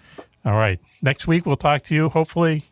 No, I liked this week. I liked it. Yeah. You had Frosted Flakes the week before. That's a little bit of a sugar high. And then you get right back into it and killed a couple cattle with the beef steak. That's good. Thank you, Switch. My pleasure. Okay. I'm trying to go around the horn to save Raven for last. Coco, thank you very much. Coco. As always, see you in a couple of weeks. Everything I'll be okay off on projects next week. Okay. Are you in? Okay. All right. We'll talk off here. Everything okay at the farm? It's been a very busy week. Okay. Things are well. I did have Zeppelin happened to hear Uncle Al's voice when I had it on speaker, so I had to calm him down. He's a little concerned, and we had to do a leg count to make sure that all our legs are there. Wow. So he was a little bit concerned about that. But he's well. I noticed that he, Teddy, and Bear are having more talks. They can't wait for the next big get-together for Uncle Al to come up. And They want to have I'm in his trouble, mountain yeah. pasture with Hey, him. listen. That's They want to have a little running of the bulls kind of thing going on. Yeah, with they're going to take Uncle him Al. out there alone, right? That's bulls, not We come balls. back. Listen. I got a letter from a woman in South Carolina. Get this, okay? She says, I also have a ballless horse. All right? Well, they have a classy way of putting it down there. Okay, don't well, those they Southern listen gals? to the show, and they want to set up a Zoom date, a play date for the two of them. What do you think? You want for that? I'm up there. No problem. Okay. Wow. Huh. Thank you, Coco. But I think we should probably maybe send videos to each other first. Oh. I'm not sure we should go right into the full Don't go Monday live like with the this. breakfast with Switch. Do we have to put music on? You guys give me the Sinatra. information. I'll throw it in a hopper and see what comes You out. got to have There you go. Sinatra. Come All on. right, here we go. All right, so thank you, Coco. Thank you, Club. Thank you, JJ and the other JJ. Betcha. And now, Raven, we have to say goodbye. It's that time of night. Sorry. It's that time. I know it's the worst part of my Tuesdays. Wow. Over Tuesdays. Okay, it's the worst part of my week, but this is the worst part of it. Okay, it's fine. I hate to see her sign off. She's such a cutie. Look at her. She's so happy all the time. I know it. Beer tree going on. Tolerant of all of us. Well, She's Yeah. having a wonderful tolerant time. is the word. Yeah, very- it's I have no fun. idea Very what is tolerant. beer tree. Well, can I tell you something? It's a brewery in my town, okay. and they're awesome. So if Beatrice. anyone is Figure out ever what it here, says. check it out. Listen, we have a secret plan going on up in her part of upstate New York to infiltrate every bar up there with the Mack Maloney bar coasters. Well, there you go. Yeah, we're doing a lot of negotiating as it In turns the out. old days, there'd be one in every bar in Brooklyn. by You know, now, it's funny. You know what people are writing to me? And you got to do this quick. Okay, so go to MackMaloney.com and hit the contact button and send us your postal address through an email, and we'll send you up some swag. Okay, here's the strange Except for thing. one stop putting in contacts and trying to get stuff from Mac. Okay, stop it. One, of course. But is that people have told us that in the days past, that like beer companies and booze companies would just throw in the bar coasters. Okay. Right. Now they don't do it. They cut it out. They stopped doing that. They stopped doing it. Throw everything in. I mean, signs. Yeah, the whole doodads. So a friend of ours, Lonely Larry, walked into a bar and he said to the guy, "Hey, would you like these bar coasters?" The guy goes, "Yeah, we don't get them anymore." So Mack Maloney bar coasters, and they're everywhere across the country thanks to Coco and his trans. Most bars don't have any bar coasters. They're the crappy paper things. Well, they hate it because the bartenders hate it because they got to wipe up. They'd much rather just take the bar coaster and take the drink away. Anyway, there you go. All right, let's see. He's shown us a picture of his Corvair. It's a bar coaster I just got on my trip. Thank you. What was the logo? I didn't recognize it. What is it? JB's on the beach. Oh, JB. Okay. Wow. Okay. JB? So listen. So the letters are wrong. The letters are wrong. It's late in the evening for him. It's the other. I feel like dyslexic. He transposed something. All right, listen. He's dyslexic. I got to do the plugs real quick. Okay, Holmesrod Troops. I didn't know we had to pull out with machine pistols. Holmesrod Troops. Bring the arsenal. Wow. Look at that, Lizzie. What the man? Oh man. Holmesrod Troops is a military charity that builds homes adaptable to Iraqi and Afghani war veterans who may have lost limbs in the service of our country. Okay, they build the home for them to make it a little easier for these guys to get around, guys and girls, and then they give them the keys, no mortgage. They give it to them for free. They deserve it. Holmesrod Troops. Please Google them. They spend 88 cents on every dollar to goes right to the charity. Okay, and that's very high in the charity biz. But I want to also make this announcement: is that within the next few weeks, the person who is associated with Holmesrod Troops is General Tom Landmeyer, I think his name is. Do you remember, Coco? That's correct, Landmeyer. Landmeyer, right, okay. He's a 2-star general, and he's going to come on and play World War II trivia with us, okay? How can you beat? That's so exciting. A World War II. Super guy, too. Yes, 2-star general. How can he lose? I mean, if he loses, that's going to look bad for the Army, frankly. Right? So, have him play against me. He'll win for sure. We'll fix it. I've been taking a course online on World War II. Listen, I was thinking of, how about if the Navy guys played the Army guys? So we would match him up with X, and then we'd have 1-1 and switch. Oh, don't have me on the team. Oh, okay. Sheesh. All right, there you go. All right. That's going to be so that'll be funny. Yeah, we'll see what happens. That's in the works. I'll work for the Navy. I'll take your place. There you go. Jocko. Okay. Thank you. Also, the Mosquito Project, the People's Mosquito Project, is a good friend, Ross Shop, and his Mad Englishman friends are putting back together a mosquito warplane from World War II, made of wood, because the British were running out of steel at the time in the dark days of World War II. So they made it out of wood, put 2 Rolls-Royce engines on it. It turned out to be one of the fastest planes in World War II for about 2 years. It was so fast they didn't put guns on them because they could outrun the bullets. They could outrun the bullets. For crying out loud. That was almost one of our questions earlier. Yes. Okay. Yeah, we know how it's done now. That's right. The People's Mosquito Project. Google them. I think they're about a year away from flight. Would you say, Coco? A year? Yeah, I don't want to be the person to put a date like that on. Getting very close to having the fuselage being pressed onto the mold right now. Yes, we're on what we call Operation Crossbow is the campaign we're on right now. Wow. Okay. Because Crossbow has a really neat connection to something you talked about earlier tonight, Mac, which was the mission to take out the B-1s and the B-2s. Yeah. 1-1 is volunteered to be one of the first civilians to go up. Well, we need to go down there and make sure that I can fit in the cockpit. Oh, don't worry. You can fit. And all of a sudden, you're supposed to wear your scarf and no parachute. All of a sudden, you want to... I got a scarf picked out. Okay. He's backing out, Matt. Sneak in the parachute just in case. What do you care how cramped you are in there? Mac, I can cuff him and throw him right in. He will know it. He will know. He's used to it. All right, so anyway, those are our plugs. Thank you. And once more, if you want some swag in a bag, just go to MackMaloney.com, hit the contact button, and send us your address, and we'll be sending you out a bag of swag. And, we're trying to fulfill the increase for the bar coasters. For some reason, and I got to leave it at Coco. It was his idea. Yep, it was his idea. Coco. I tell you, Mac, I put those babies face down on Punch Bar in D.C. a week ago. I sat back and watched people walk by. They pick them up. They'd look at it. They were reading the thing, and the next thing you know, out comes the iPhone, and they're looking up the show. Okay. I got the biggest kick out of it. That's amazing. Yep. And since I was wearing a mask, no one knew it was me. No one knows you. Okay, that's perfect. Win-win then. Okay. So listen, why don't we end the show on this, okay? We haven't saluted Coco in a long time. We used to do it all the time, okay? So let's do it, please. One, please. Okay. Ready? Count it out. 10. Hit. Oh, please, can you take a picture? God, I hit my light. Oh, jeez. Can you take a picture of that? That should have been. I should have taped that. Okay. Jocko had a fantastic. Why don't we do it salute, again, like the flag on and, Okinawa? Raven almost electrocuted herself trying to take hand to hand. She turned her salute into a karate chop. It was unbelievable. It was amazing. Yeah, we had some desk lieutenants. If You don't go 3 in the feet flag. out. No, generally you don't try to hurt anybody when you're saluting. Okay, That's there you not go. part of the game. Thank you. Yourself. Thank you, Coco. Thank you for your service, both to our country and to the show. Thank you. So, Yes, listen, go to MackMaloney.com, hit the contact button, and get a bag of swag. And so this is Mac for the whole gang, thanking them and thanking you for listening to us. And see you here next time. Be safe, be happy, and Bye-bye.